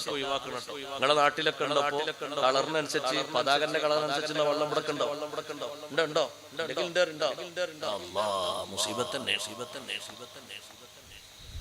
നമ്മളെ നാട്ടിലൊക്കെ പഴയ കാലത്ത് ഇപ്പോഴും ആകെ 2 ഐറ്റംസ് മധുരം പറ്റുന്നവർക്കൊന്ന് പറ്റാത്തവർക്ക് 2 ടീമാണ് ആൾക്കാരുണ്ടാകല്ലേ. ഷുഗർ നേരത്തെ സ്റ്റോക്ക് വെച്ചവരുണ്ടാവും, അപ്പൊ അതൊക്കെ ഓരോരുത്തരുടെ ഡിഗ്രി ആണല്ലോ. മധുരം പറ്റുന്നവർക്കൊരു വെള്ളം പറ്റാത്തവർക്ക് വേറൊന്ന് അത് മതിയില്ല, അത് പോരെ. എന്തിനാണ് ഏറെ ചെയ്യുന്നതൊന്നും ഇഷ്ടപ്പെടാത്ത നേതാവാണ് സയ്യിദുനാ റസൂലുള്ളാഹി സ്വല്ലല്ലാഹു അലൈഹി വസല്ലം. ഭക്ഷണം കൊടുക്കുന്ന വലിയ താല്പര്യമുള്ള തങ്ങൾ കല്യാണത്തിന് 3 ദിവസം ഭക്ഷണം ഉണ്ടാക്കിയ ഒരു സ്വഹാബി ഒരു ദിവസം വന്ന് വിളിച്ചപ്പോ തങ്ങൾ പറഞ്ഞു പോകാന്ന് പറഞ്ഞു. സ്വഹാബത്തിനെ കൂട്ടി ഭക്ഷണം കഴിച്ചു. രണ്ടാമത്തെ ദിവസം അതേ സ്വഹാബി വന്നിട്ട് നബിയെ ഭക്ഷണം ഉണ്ടാക്കി എന്ന് പറഞ്ഞപ്പോ തങ്ങൾ അവിടെ ഇരുന്നിട്ട് പറഞ്ഞു ആവശ്യമുള്ളവർ പോയിക്കോളി. മൂന്നാമത്തെ ദിവസം വന്ന് വിളിച്ചപ്പോ തങ്ങൾ പറഞ്ഞു ലോകമാന്യാണ്, ആരും പോകണ്ട. അങ്ങനെയാണ് നമ്മൾ നടത്തുന്നതിനെ പറ്റി മൊത്തം തന്നെ പറയേണ്ടത്. കല്യാണം നേരെ പിറ്റേന്ന് കല്യാണത്തിനേക്കാളും ചെലവിൽ സൽക്കാരം ഇവിടെ ഒന്ന് കഴിഞ്ഞു. നേരെ പിറ്റേന്ന് അതിനേക്കാളും വലിയ ചെലവിൽ ഇവിടെ എത്ര സർക്കാരിന് ചെലവ്? ഇവിടെ സർക്കാരിന് ചെലവ് 2.5 ലക്ഷം. ചെറിയൊരു അവസ്ഥ അപ്പുറത്ത് കിട്ടിയ പോലും ഒരു 4 ലക്ഷത്തിന്. ഞാൻ ചെറിയ ചെലവാ പറയുന്നത്. തലശ്ശേരി ഭാഗത്ത് കല്യാണ നിശ്ചയത്തിന് വേണ്ടി ഒരാൾക്ക് ചെലവാലോചിച്ച് നോക്കുമ്പോ ഞാൻ ഇന്നാലില്ലാഹി വ ഇന്നാ ഇലൈഹി റാജിഊൻ ഒരു മുസീബത്താണല്ലോ കേട്ടത്. എത്ര കല്യാണ നിശ്ചയത്തിന് ചെലവ്? 15 ലക്ഷം. 11 ഐറ്റംസ് വിഭവങ്ങളാണോ ഭക്ഷ്യവസ്തുക്കൾ ആവശ്യമില്ലാത്തത് ഒഴിവാക്കുക എന്നുള്ളതാണ് ഇസ്ലാമിന്റെ സൗന്ദര്യം. 2 തരം ഭക്ഷണം അത് മതി. 2 തരം ഭക്ഷണം ബിരിയാണി പറ്റുന്നവർക്ക് അത്, പറ്റാത്തവർക്ക് വേറൊന്ന്. അല്ലേ, മതി. പോരെ. എന്തിനാണ് ഏറെ? ബാക്കിയുള്ള പൈസ എന്താ ചെയ്യേണ്ടത്? നിങ്ങൾ ഒന്ന് കണ്ടോളി. പോലെ വകുപ്പ് പറഞ്ഞുതരാം. ഇഷ്ടംപോലെ വകുപ്പുണ്ട്. എത്ര സാധുക്കളുണ്ടെന്നാണ് ഇത് കുടുങ്ങി കഴിയുന്നത്. എത്ര പാവങ്ങളുണ്ട്. പാകത്തിനുള്ള വസ്ത്രം പോരെ. പഴയ കാലത്ത് നമ്മൾ വല്യമാരും കൂടെ താമസിക്കുമ്പോൾ ഉണ്ടായിരുന്ന വസ്ത്രങ്ങൾ എത്രയാണ്? ആകെ ഒരു 3-4 കൂട്ടല്ലേ. ഇപ്പൊ മാസത്തിന്റെ കണക്ക് എത്ര? 29-30 എത്ര? 30-31 അല്ലേ? 30-31 ഈ കണക്കിലാണ് ഇപ്പൊ വസ്ത്രം. ചെരുപ്പ് ആകെ 2 കൂട്ടുണ്ടായിരുന്നു. ഇപ്പോഴോ ഒരാൾക്ക് 10 ഐറ്റംസ് ജോഡി വസ്ത്രമാണെങ്കിൽ 10 ചെരുപ്പ്. നാളെ ഒരു വീട്ടിൽ പോയി നോക്കുമ്പോ ചെരുപ്പ് ഇങ്ങനെ നമ്മളെ പള്ളിയിലൊക്കെ ഇങ്ങനെ അട്ടിയട്ടിയായി ചെരുപ്പ് വെക്കും പോലെ ചെരുപ്പ് നിറച്ചു വെച്ചു. അപ്പൊ ഞാൻ മൂപ്പരോട് നമുക്ക് അല്ലാഹു തആല നല്ല ബർക്കത്ത് നൽകിയിട്ടുണ്ടല്ലോ, ചെരുപ്പ് കണ്ടിട്ട് ഒരു 10 മക്കളെങ്ങാനും ഉണ്ടാകണം. അത് എനിക്കാകെ 2 കുട്ടികളെ. ഈ ചെരുപ്പക്കാരതാ അത് ഓര് തന്നെയാണ്. ഒരാൾക്ക് 5 ഒരാൾക്ക് 7 ചെരുപ്പാണ് പറഞ്ഞത്. നിങ്ങളിത് പുറത്ത് ലോകത്താന്ന് എഴുതണ്ട, നമ്മുടെ നാട്ടിൽ തന്നെ ഈ ജില്ലയിൽ സ്ഥലം ചോദിക്കരുത് മാത്രം. എന്തിനാണെന്നായിട്ട് എന്തിനാണുള്ള ചെലവ് മൊത്തം ചെലവ് എന്നിട്ട് അതിന് കടം വന്നിട്ട് അതിന് വേറെ. എങ്ങനെ ഈ കടം വന്ന് കുറച്ചുകൂടി കഴിഞ്ഞ് നോക്കുമ്പോ ജപ്തി നോട്ടീസ് വേറെ വരുന്നതാ. അതൊക്കെ നോക്കുമ്പോ അവിടുന്ന് കടർത്ത് വന്നാണ് ഈ പണിക്കൊക്കെ. ഇത് ആവശ്യമില്ലാത്ത പണിയാണ്. ആവശ്യത്തിന് ഒരാൾ വീട് കയറ്റുമ്പോ ഘട്ടമായിട്ട് വീട് കെട്ടിയാ പോലെ. നിങ്ങൾക്ക് എഞ്ചിനീയർക്ക് ബുദ്ധിമുട്ടുണ്ടല്ലോ, മുപ്പർക്ക് ബുദ്ധിമുട്ടുണ്ടല്ലോ. മുപ്പർക്ക് അല്ലാതെ തന്നെ ഫضل കൊടുത്തിട്ട് അപ്പൊ ഘട്ടമായിട്ട് കയറ്റിയാൽ ഘട്ടമായിട്ട് കയറ്റിയാൽ മതി. പോരല്ലേ? പഴയ കാലത്ത് നോക്കിങ്ങള് യുദ്ധകാലാടിസ്ഥാനത്തിലാണ് വീട് കയറുന്നത്. പോയി നോക്കുമ്പോ അവിടെ ചെന്ന് നോക്കുമ്പോ അല്ലെങ്കിൽ വീട് കൂടലിന് വന്ന് വിളിച്ചു നോക്കുമ്പോ കടം വല്ലതും ഉണ്ട്. കടമൊന്നുമില്ല. ഒരു 4 ലക്ഷത്തിന്റെ ലോണേ ഉള്ളൂ, വേറൊന്നുമില്ല. അങ്ങനെ പറഞ്ഞാൽ പിന്നെ കടാവില്ല. ഭാഷ മാറി. അത് കടമെന്ന് മാത്രമല്ല ഇതിനെ പറ്റി പറയേണ്ടത്. എന്തിനാണ് ഈ ബുദ്ധിമുട്ടുണ്ടാക്കുന്നത്? ഉണ്ടാക്കിയ പോലെ നിങ്ങളൊന്ന് ആലോചിച്ച് നോക്കി. പഴയ കാലത്ത് ബാപ്പാരെ കൂടെ താമസിക്കുമ്പോ ഒരു വീടിന് തറ കെട്ടിയിട്ട് ഒരു കൊല്ലം കഴിഞ്ഞ് നമ്മളൊന്ന് പൊന്തിച്ച് ഒരു കാര്യങ്ങളൊക്കെ വെച്ച് വാർപ്പൊക്കെ ഒന്ന് പൂർത്തീകരിക്കാം. ഒരു 4-5 മാസം കൂടെ അപ്പുറം പണിക്കെടുത്ത് കൂലിപ്പണിക്കെടുത്ത് കിട്ടി റെഡിയാക്കിയിട്ട് ആഹത്തോടെ കഴിഞ്ഞ കൂടെ കൂർമല്ലേ. അങ്ങനൊക്കെ പോരെ. എന്തിനാണ് ധൃതി കൂട്ടുന്നത്? ആഖിറത്തിലേക്കുള്ള വീട്ടിലേക്കുള്ള ഒരുക്കുന്നതിനെക്കാളും ദുനിയാവിലേക്കുള്ള അനാവശ്യമായ മേഖലകളുടെ ധാരാളം പാകത്തിനും വീട് പുതിയത് എടുക്കുന്ന ആൾക്കാരോടൊക്കെ ഞാൻ പറയട്ടെ പാകത്തിനുള്ള ലൈറ്റ് ഫിറ്റ് ചെയ്താൽ മതി. പള്ളി അങ്ങനെ തന്നെ പാകത്തിനുള്ള ലൈറ്റ് ഫിറ്റ് ചെയ്താൽ മതി. ഇപ്പോഴൊക്കെ ഏതോ ഉത്സവത്തിന് പോയ മാതിരിയാണ് പോയാളുള്ളത്. ഒരു പരന്റെ പുറത്ത് എത്ര ലൈറ്റ് ഉണ്ടാവും? 50 നല്ല കുട്ടിയാണ്. 100 പുറത്തുള്ള 100 ഉള്ളിലുള്ള വേറെ ഉണ്ട്. എന്തിനാണ് അത്ര ആവശ്യം?